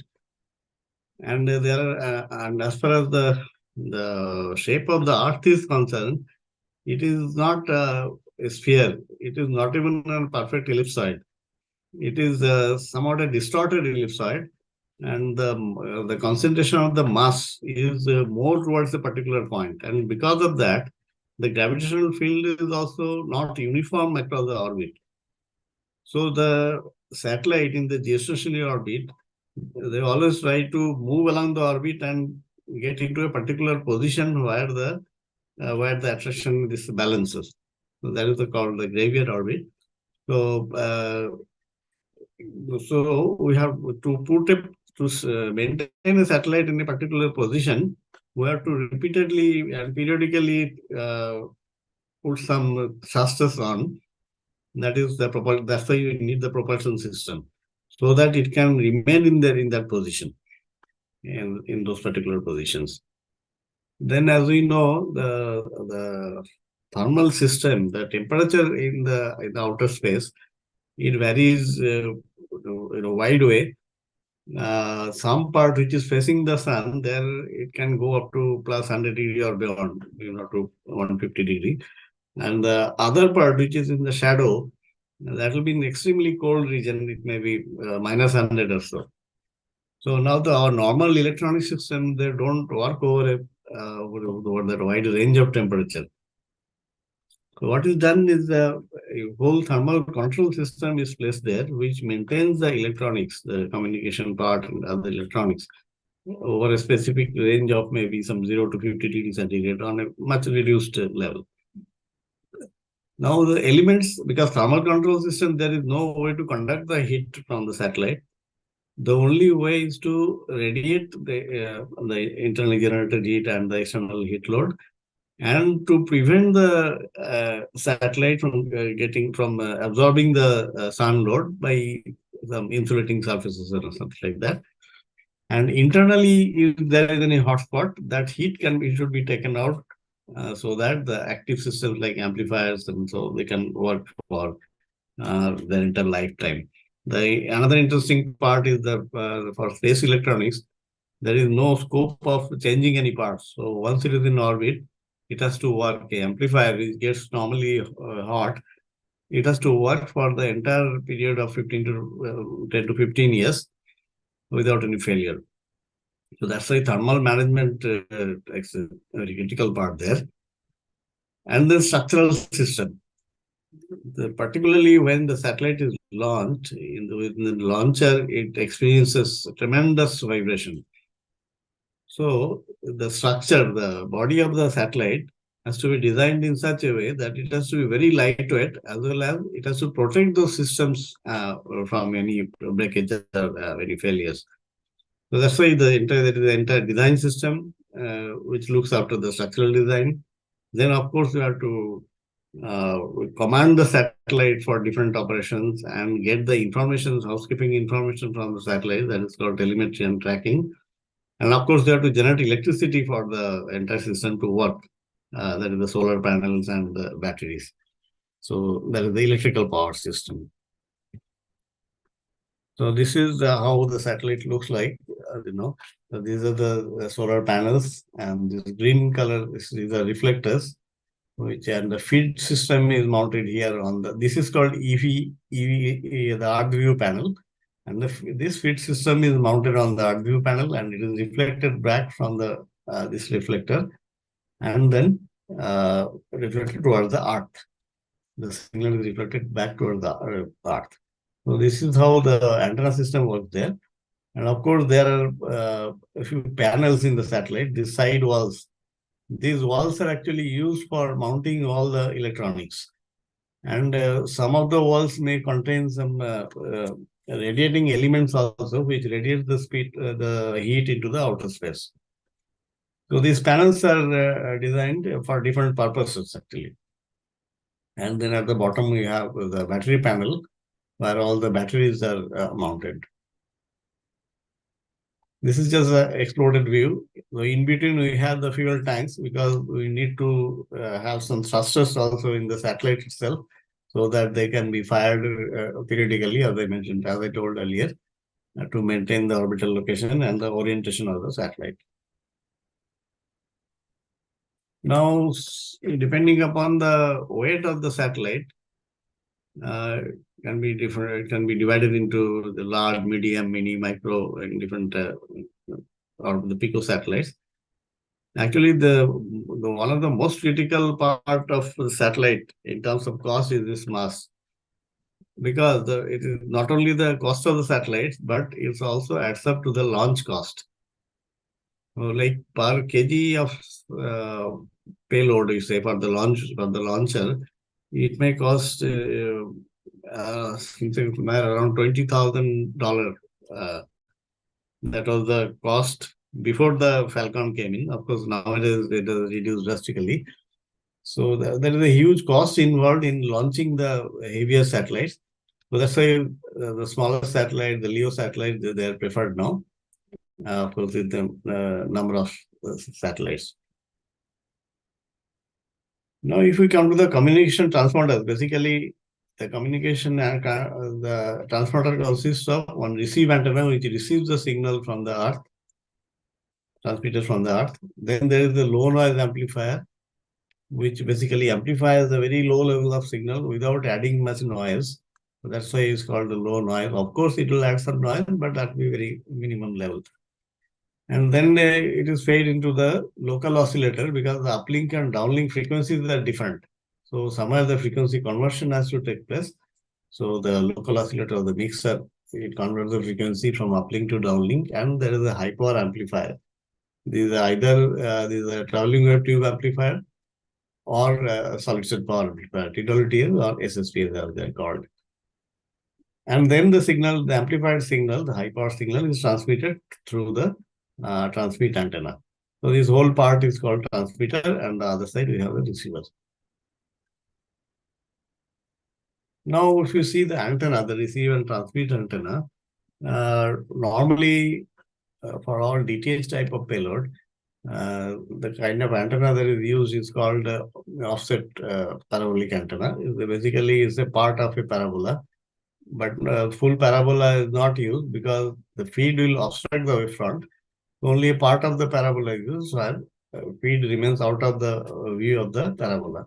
And the parabolic surface has the property that it converts, it makes the divergent wave into a parallel waveforms, so that this parallel waveform can be received on the surface of the Earth in another antenna. And this is how the two reflectors transmits or receives the signal from the Earth or towards the Earth in a communication satellite. Now, this when you say this, the transmit and receive antenna, they will have their own coverage patterns. So these coverage patterns actually can be contoured in such a way that the reflector itself can be contoured in such a way that it gives a shaped coverage over the surface of the Earth. That means power will not be wasted over the ocean, say, if it is required like that. So only landmass will be covered, or only Indian landmass will be covered. So like that, the antenna reflector surface can be shaped like that, or it may be even multi-beam satellites, as Professor explained earlier, that which offers the advantage of frequency reuse, as well as the beam size becomes smaller, it gives very focused beam. This is the multi-beam antenna, which gives very focused beam with a high energy density as well as more sensitive receiver. We'll discuss those parameters later. But this is another advantage of multi-beam system. And the specific antennas can be designed in such a way so that in that particular frequency, in those band, it generates this kind of multiple beams on the surface of the Earth. Now, antenna is having some more interesting properties electromagnetic waves, like the polarization. The antennas can be designed either with linear polarization or circular polarization. In linear also, there may be two parts. One is vertical and horizontal. Basically, the polarization decides the direction of the the electric part of the electromagnetic spectrum, which is transmitted, the RF power which is transmitted. So the direction of the E field decides the polarization. So it may be transmitted either as vertical or received as horizontal. So there are different possibilities. And similarly for circular polarization also, we have left hand and right hand circular polarization. And ideally they gives absolute isolation because these are almost orthogonal. So it gives isolation between these two parts of the waves. And in some cases, we can use the same frequency in vertical and horizontal polarization. So that basically doubles up the capacity of the payload because the spectrum can be reused twice just by changing the polarization. So that is another way, in addition to the space division multiplexes of Professor Rajat Kumar explained. Then if we take the pattern as these feed elements or the antenna system makes on the surface of the Earth or the far field pattern, the copole gain, if we design the antenna for this vertical polarization, his vertical polarization field will have some gain, and the other one in the same antenna normally will have this kind of isolation. So there will be perfect null at the peak of the beam in the cross polarization. We call this cross polarization isolation. So like that, in case of circular polarization also, we get a similar kind of isolation. So if we see the details, we get into the truth of the communication payload, there is basically receiver. And since there is no way to replace once it fails, so what is done is basically one redundancy is added, maybe more than one even, depending upon the criticality of the system, so that if one element fails, the other one can take up. So that is called redundancy. So this is the receiver system. Then they are channelized into, say, 36 megahertz channels. That is called input multiplexers. Then each 36 megahertz is amplified by a series of amplifiers. These are basically either yes. Then again, they are combined and transmitted towards the Earth. So basically, for 36 megahertz, how much power we will need, that is decided by the type of services and modulation and other characteristics of the signal. While these are typically equipped how the north, south, and the other channel looks like, and this is the integrated satellite.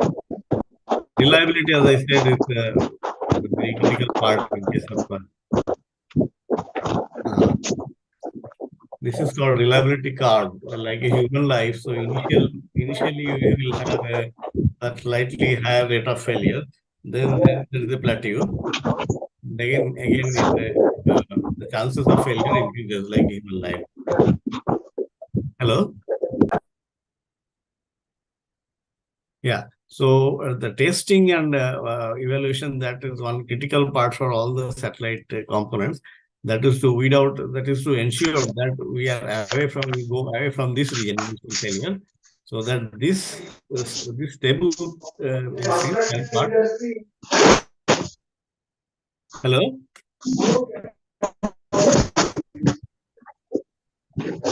Dr. Raju Pasha, please switch off your microphone.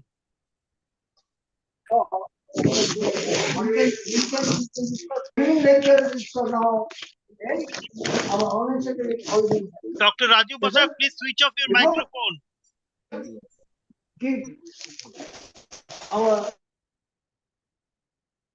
Okay. So that's why testing and evaluation takes a part, it's a critical part in the development of the satellite components. Some industries at present energy crisis. What kind of industry with small? So as I mentioned earlier, that Please switch off your microphone. Okay. Okay. the ground segment consists of two types of system. One is called the biggest station is there called earth stations. Where It consists of the outdoor antenna and conductors. And the indoor unit consists of power amplifier, then backend interface with the PSTN or internet gateway. And SATCOM terminal, as for example, or DTH terminals, they're small. They consist of small reflector with the front end system and maybe an indoor unit. Of course, this terminals also can be of two types. One is like our DTH, which is a receive only terminal, we call RO terminal. And the other types could be transmit receive terminals, where they'll have an amplifier also in the front end. Now we'll get into the details of the SATCOM link. Basically, if you see the entire system, small and medium, but in PVC piping, so a number of signals are multiplexed in the baseband. Then the multiplex signal goes through the modulator. So they finally modulate on single carrier, and this carrier is modulated and is amplified in a high power amplifier. This may be a very high power amplifier. It may be of the kilowatt range, and then it is a large antenna, station antenna, which transmits the signal, and then it goes through the different parts of the transponders, and again in the downlink side, it is received by another maybe DTH antenna, then LNA, and then the signal is demodulated, and the baseband signal is demultiplexed. It should be demultiplexed, yeah. So nearly it is ensured that nearly the entire system works in a linear mode. Transponder may have a tendency to go to a non-linear part also. We'll explain those things later. Critical elements are non-ideal filters, up-down converters, phase noise of LOs, and the non-linear high power amplifier. This ground amplifier as well as the onboard amplifier will introduce some kind of linearity, non-linearity into the system. So those things should be avoided. And another important part in the uplink and downlink signal is the propagation effects. They may be simply like absorption, attenuation, the reduction of the signal. It may be due to scintillation or fade at different frequency bands. Different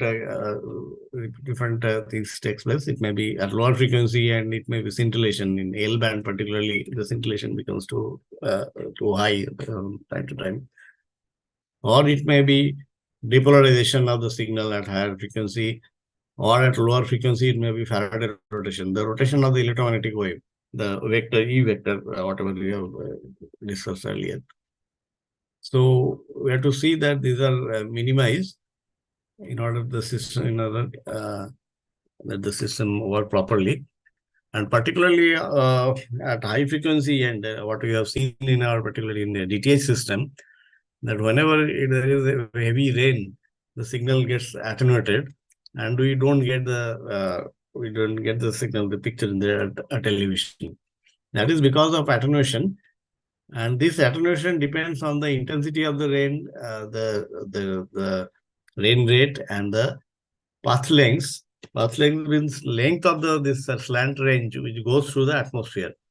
So if there is any rain in that part, then the signal will be attenuated. Now, in addition to the absorption due to water, there are absorption due to different elements of the air also.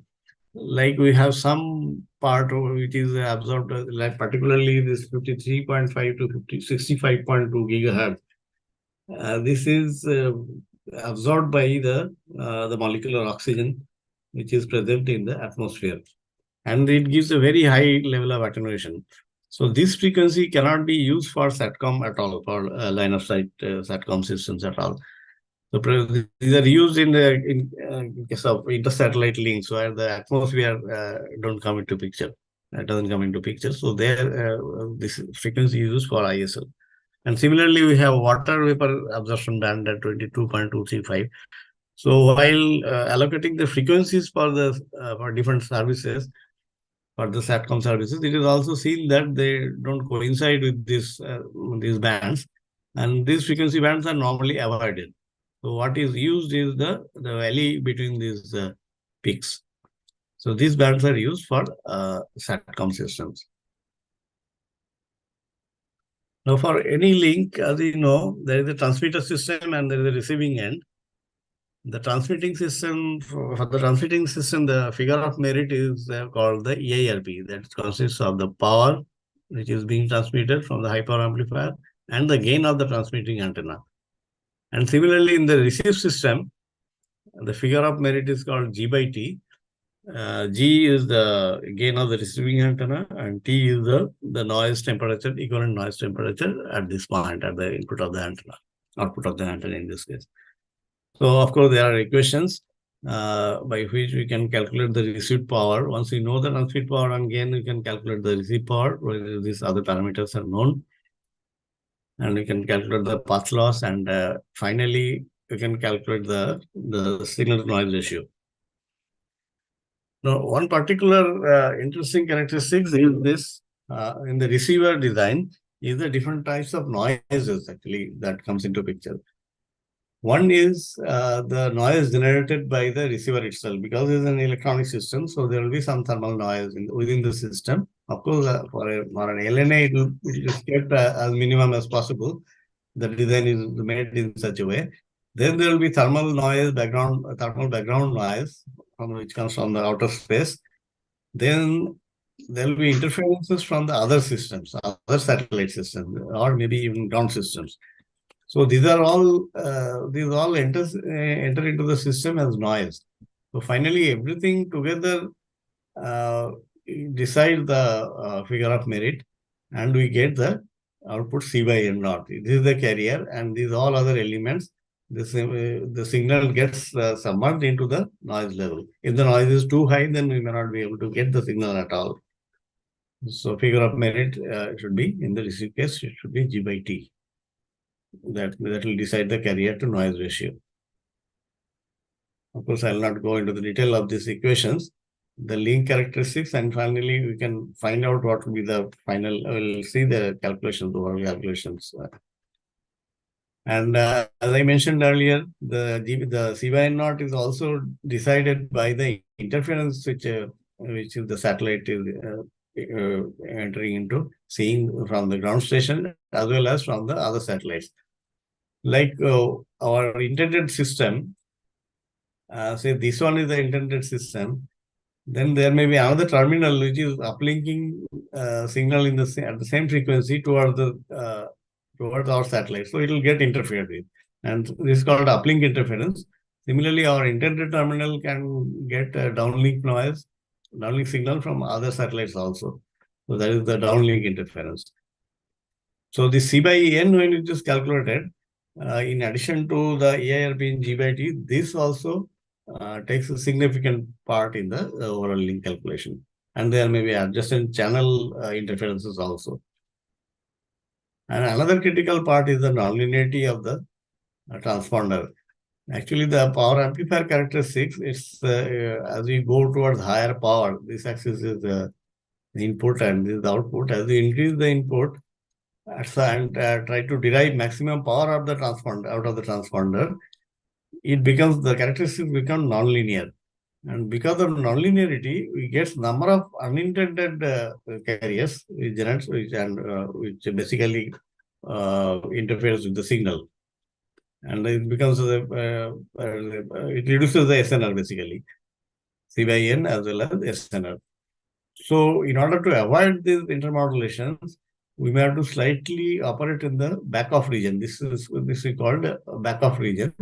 So we cannot operate the transponder fully at the saturation. We may have to back off. Now, this also depends on the type of services like DTH service, where the entire 36 megahertz, in the entire 36 megahertz, there will be only one carrier. And all the other signals will be multiplexed at the baseband level, but there will be only one RF carrier. So when there is only one RF carrier, then the transponder can be operated at that saturation. So DTH transponders can be operated very near to the saturation. But whenever there are SCPC, single channel power carrier, that means within a transponder there are multiple carriers, then basically you have to operate with a lower power, we call the back off. So maybe 3 to 5 dB back off region. So in the link calculation, this intermodulation part also takes a critical part. This is the operating point, and in case of multi-carrier operation, and it is called input back off, and this is the output back off. Now, if you see one typical example of link calculation, the left-hand side shown the uplink part. So this is uplink frequency, antenna diameter, using all those equations and the distance, uplink path loss, we get the uplinks. Finally, we get the uplink C by N naught. So for a particular size of the antenna and the power, earth station power, we get uplink C by N naught. And we get, and at the same time, we get some flux density at the satellite antenna also, the receive antenna of the satellite. Now, this flux density, received flux density, this decides how much power our onboard amplifier will derive. The transponders are designed for a specific flux density, so that at one example is like for minus 96 dBW per square meter flux density, one particular may get saturated. So this is the saturation flux density. Whereas our actual received flux, if it is less than 96, there will be some input backoff, and corresponding to that, we'll have some output backup also. So then again, in the downlink part, if you see downlink frequency, of course, it will be different, 11 gigahertz. And in the same way, antenna, satellite transmit antenna on all satellite amplifier power, this will come into picture. And finally, depending upon the receive antenna diameter, in this case, it's a DTH kind of system. So receive antenna diameter is 0.65 meter. We get some downlink C by N naught. Now, to calculate the overall SNR, we have to make this thing, these two things will contribute, and essentially it becomes a parallel combination of this uplink C by N naught and downlink C by N naught, which gives the final total C by N naught. And from this C by N naught, you can calculate for a specific data rate what will be the EV by N naught. Now, for each kind of modulation techniques, we have some threshold EV by N naught, and we have to ensure that this link EV by N naught should be above the threshold with sufficient margin. Another important thing in this DTH case, you can see the uplink C by N naught is 88, whereas the downlink is 84. Because uplink C by N naught is essentially it is decided by the ground system. So what is done here is the ground system is made as large as possible to get a very good uplink C by N naught, whereas in the downlink side, the terminal gain is also small, it's just maybe some 35 dB or so, it's very less. And the onboard power is also limited, satellite onboard power. So in that way, this downlink interface, this downlink C by N naught, in the case of DTH kind of link, will be always poorer. So this is made as high as possible so that this doesn't load the overall C by N naught. So overall C by N naught more or less will remain the same as this downlink C by N naught only. It's just like parallel combination of resistors. Whichever is the lower value, that will give the actual, the final figure. Now, with this background, we'll enter into some advanced SATCOM system. So basically, for a good satellite link, we'll need a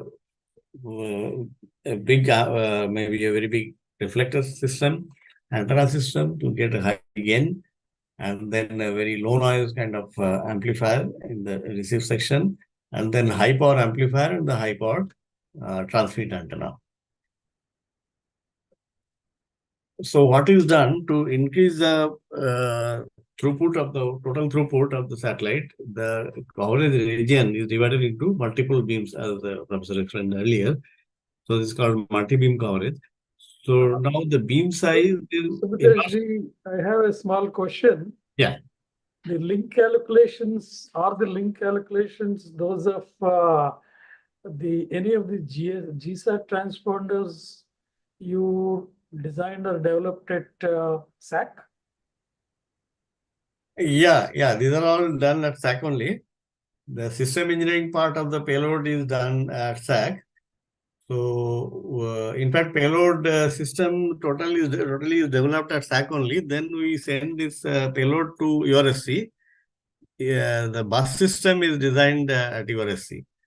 So the entire system is integrated there in URSC. We make the payload, and they make the bus system. And this system engineering also is done here at SAC.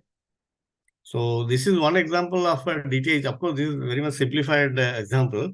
There are many other factors. In fact, each item in this link calculation can be a research topic. But this is a simplified model. But of course, there are different types of link, like this high throughput system will have a typical type of link, or maybe a mesh link where there is no hub, it's the directly user to user connectivity. So there also we get different types of link. So this based on these links, the user, basically the user data rate and the terminals will decide the type of amplifier that will be needed on board. Whether it just 50 watts will be sufficient, or we need 100 watts, or what should be the level, the ERP level. I hope I've answered your question. Anyway, we'll just go ahead. So the capacity can be, one thing is the capacity can be increased through multiple beams, the same frequency, that is the frequency reuse part. So that helps in two ways. One, the one is, of course, the frequency reuse. The spectrum can be reused 4 to 5 times or even more, depending upon the coverage area and the beam size. And the other part is these beams become, as the beams become narrower, so their gain and EIRP and G/T, both of them improve drastically. So that way we can cater to much smaller terminals because we get a very good EIRP and G/T in a multi-beam system. So that is particularly a requirement for a broadband system. So mostly all the broadband system, these things are provided with the multiple beams. Whereas the DTH system, it is better to have a wide link because anyway, same signal has to be transmitted throughout the coverage area, same carrier basically. Now, to generate those large number of beams, we need a large number of reflectors, say in KU or Ka band. We use Ka band for getting more bandwidth. In a typical broadband systems, in KU band, the transponder channel bandwidth may be around 125 megahertz, whereas for Ka band, we can go up to 250 or even higher megahertz in a multi-beam system. So advantage is definitely reduce antenna size on the ground, smaller RF system. Of course, we need, of course, onboard system density increases. So there we need a large number of payload elements which have to be accommodated. So, and another issue with the system, the onboard system, is that for smaller antenna, we need a stringent control over the antenna pointing. So the spacecraft pointing, it becomes very, very important. And sometimes these antennas are provided with special tracking arrangements so that it can track a particular location. Even if the satellite moves slightly, the orientation changes, the antenna remains in its own position. So this can be done either through gimbal type of mechanism or through phased array. Of course, in at higher frequencies, definitely came and even higher frequencies, the rain attenuation is much higher. So in the present system, what is done, normally the Ka band is used in the gateway part of the link. Whereas the user segment, mostly Ku bands are used. Of course, nowadays all the LEO satellites they are using Ka bands also. So that is one way to nullify the effect of attenuation due to rain to some extent. Of course, there are other ways. Like in the gateway, we can use uplink power control. That means whenever there is heavy rain, the transmit power can automatically be increased. There are some arrangements, closed loop systems available for that. And of course, there are the modulation itself can be changed dynamically depending upon the fed condition. Because for lower order modulation, the required EV/N0 will be much lower. So it can operate even with the higher fed. But whenever there is a clear sky, the modulation automatically increases to maybe 8 PSK or 16 PSK or 32 QAM. So a very high level of modulation can be used in the clear sky conditions. So it is a dynamic way of tackling this rain fade. That is called adaptive coding and modulation. Particularly useful in Ka band and at higher frequencies. This is one of the advanced MSS system, Inmarsat 4. Of course, there are a number of satellites, 3 satellites. It covers the entire globe. And in each satellite, there are 228 narrowband spot beams. And these are all digitally controlled payload on the channelization.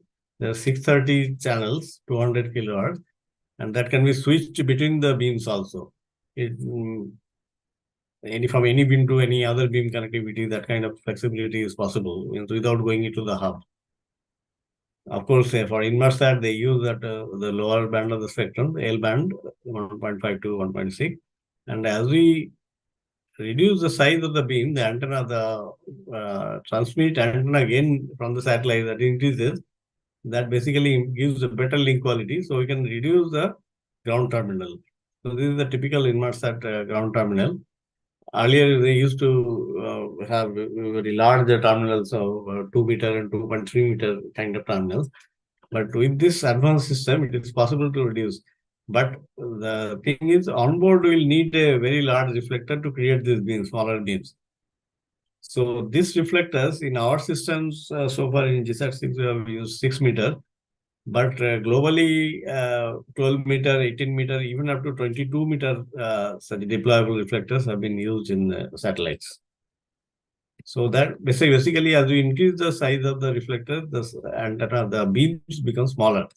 So that again improves the throughput of the satellite and the quality of link. As far as our Indian scenario is concerned, we started with Apple. This is a famous photograph. It is being carried in a bullock cart. And the GSAT-11, the high throughput satellite we have launched in 2018. You can see there are a number of reflectors, 2 on this side and 2 on the other. 4 these reflectors. It generates 16 plus 16 beams, 32 beams in 2 polarizations over the Indian region. Now coming to the future, so the communication scenario is changing with a great pace with the advent of 5G and 6G. So we'll have high data rate consumer broadband, then in-flight connectivity and maritime. Now these two are the 2 services which cannot be catered by fiber. So at least these 2 bands will be there. These 2 services will be definitely provided by satellites only in future also. And in addition to that, we'll have satellite-based IoT and M2M communication. And these are also part of the 5G communication environment. And UHD TV transmission, okay, it is slowly reducing the DTH part. The US and most of the advanced countries, they have already almost closed this DTH services. So there is a transition phase going on now from DTH to the broadband kind of stuff, basically from single beam to multi-beam coverage. And of course, we have to provide terrestrial network backhauling.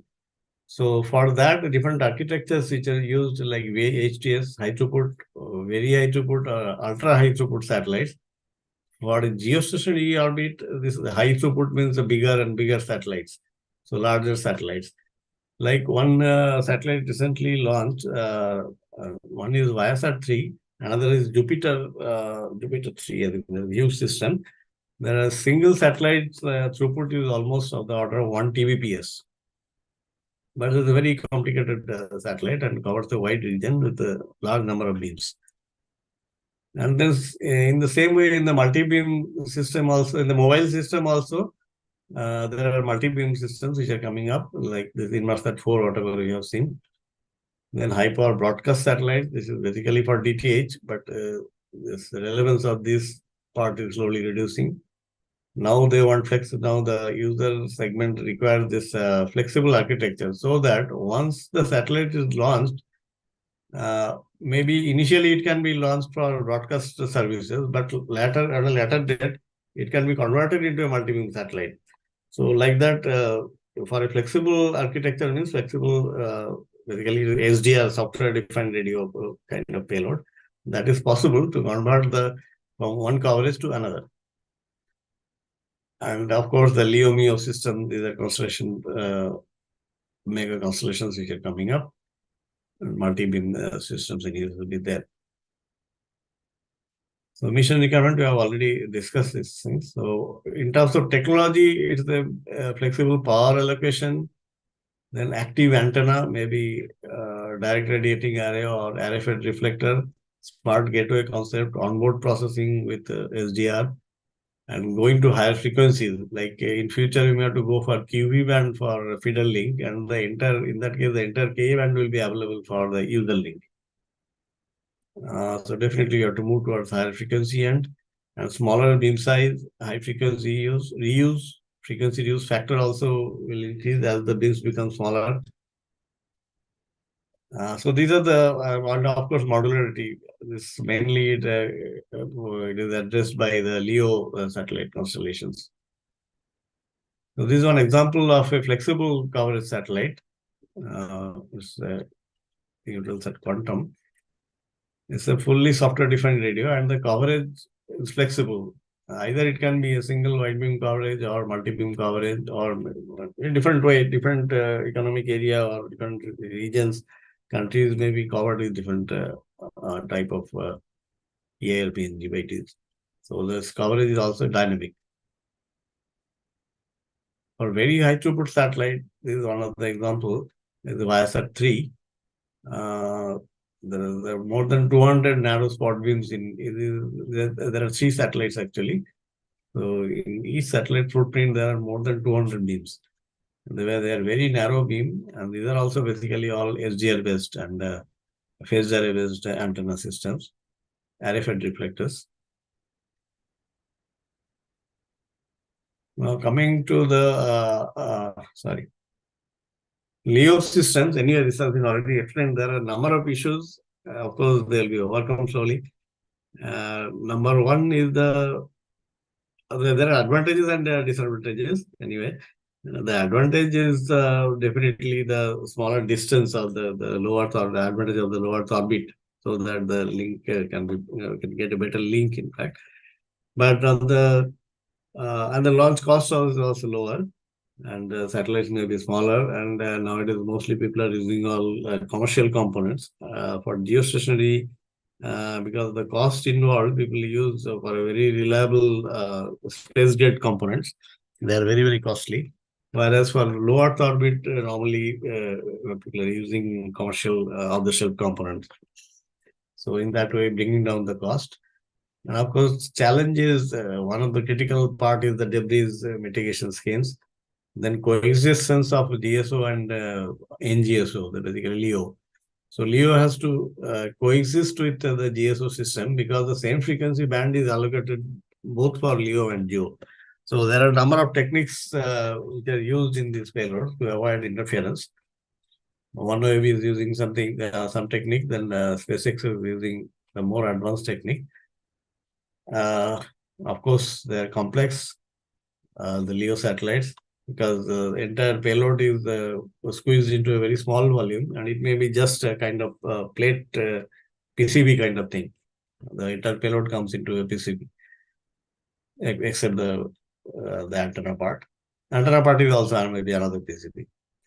So of course, we need a communication between the satellites also.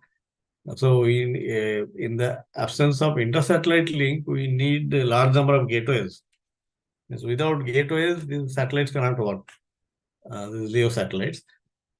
And it becomes a problem, particularly for oceanic coverage, where we cannot have intermediate gateways. So they are now looking for inter-satellite links, optical or RF. In that way, the requirement of gateway will not be there. This is a typical example of this is an example of a LEO satellite, actually Iridium satellite. So this is how a particular area is covered by a satellite only for a few minutes, and then the next satellite takes over. So like that, to cover the entire globe, we need, or a particular region, we need a large number of satellites. It's not like GEO, where it can be covered with a single satellite. Of course, these are the mega constellations which are coming up, OneWeb and SpaceX, LEO, and they are talking about they have already filed for VLEO, the very low Earth orbit. The orbital height will be around 300 to 250 to 400 kilometers. Of course, the number of the requirements of satellites will increase, will go up further. Right now, they are having around 4,700 operating satellites, SpaceX, and OneWeb is having around 650. So these are the basically LEO system, whereas O3b, the other 3 billion system, they have come up with a new generation of their satellites called mPOWER satellites, which are basically equatorial MEO system. Now, the advantage of equatorial system is that the area can be covered with a lesser number of satellites. So we don't need such kind of constellation to cover the area. Of course, on the other hand, it has the limitation that being an equatorial orbit, it cannot cover the upper part of the globe beyond maybe plus minus 25 degree, not 25, maybe 35 degrees or so around the equator. So, but countries like India, they can be very well covered with this equatorial MEO constellation. And their orbital height is also somewhat higher, 8,000 kilometers. That ensures actually the availability of satellite over a region for a longer period of time compared to this system. Right now, they have 13 satellites. Of course, they are also going for extension. Another issue with this kind of satellites is the complexity of the ground segment. One is the space segment, definitely is much more complicated within a very small volume.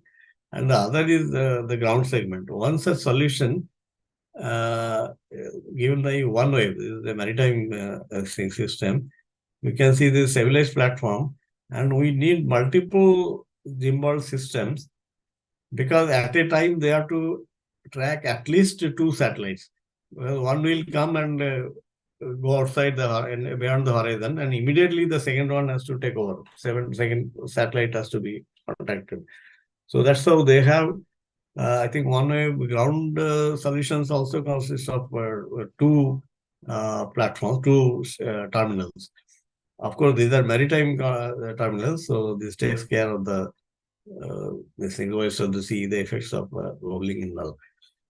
So, but whereas SpaceX, they are giving a phased array solution. So from one active antenna array, patched array, it can generate a number of beams. So that those independent beams can track a number of satellites.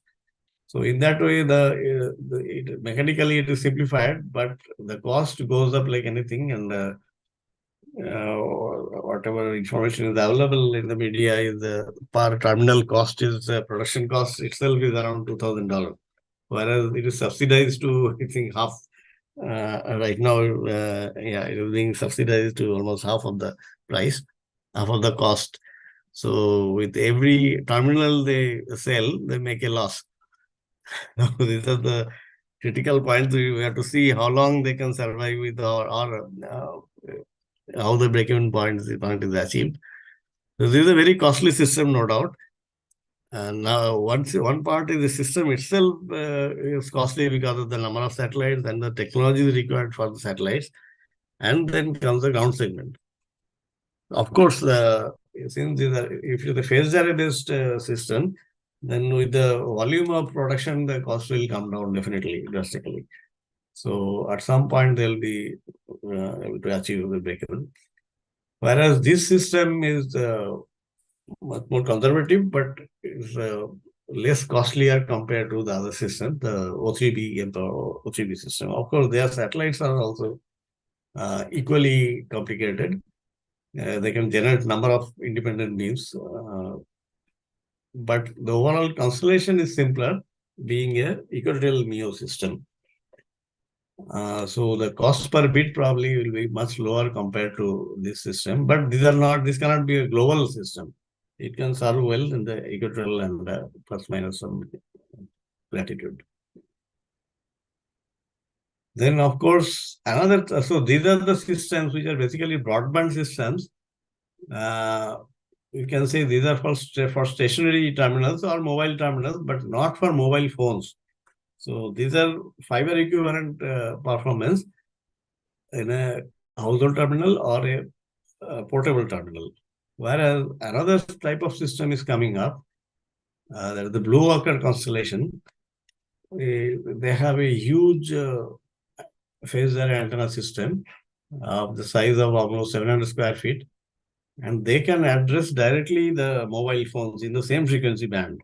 That means if frequencies are coordinated, then the same 800 or 900 megahertz band, whenever the mobile goes out of the coverage area, this type of satellite can start providing services. So this Blue Orchid, they have already in discussion with number of mobile service providers, how they can coexist with the in the same band with the mobile terrestrial mobiles. So once it comes into service, then almost it will give a ubiquitous mobile coverage over the entire globe. This is a different kind of broadband. Of course, the data rate and all, I don't think it will be that high, but it will give it these things directly to the handle mobile or cellular mobile system. We don't have to modify those systems in any way.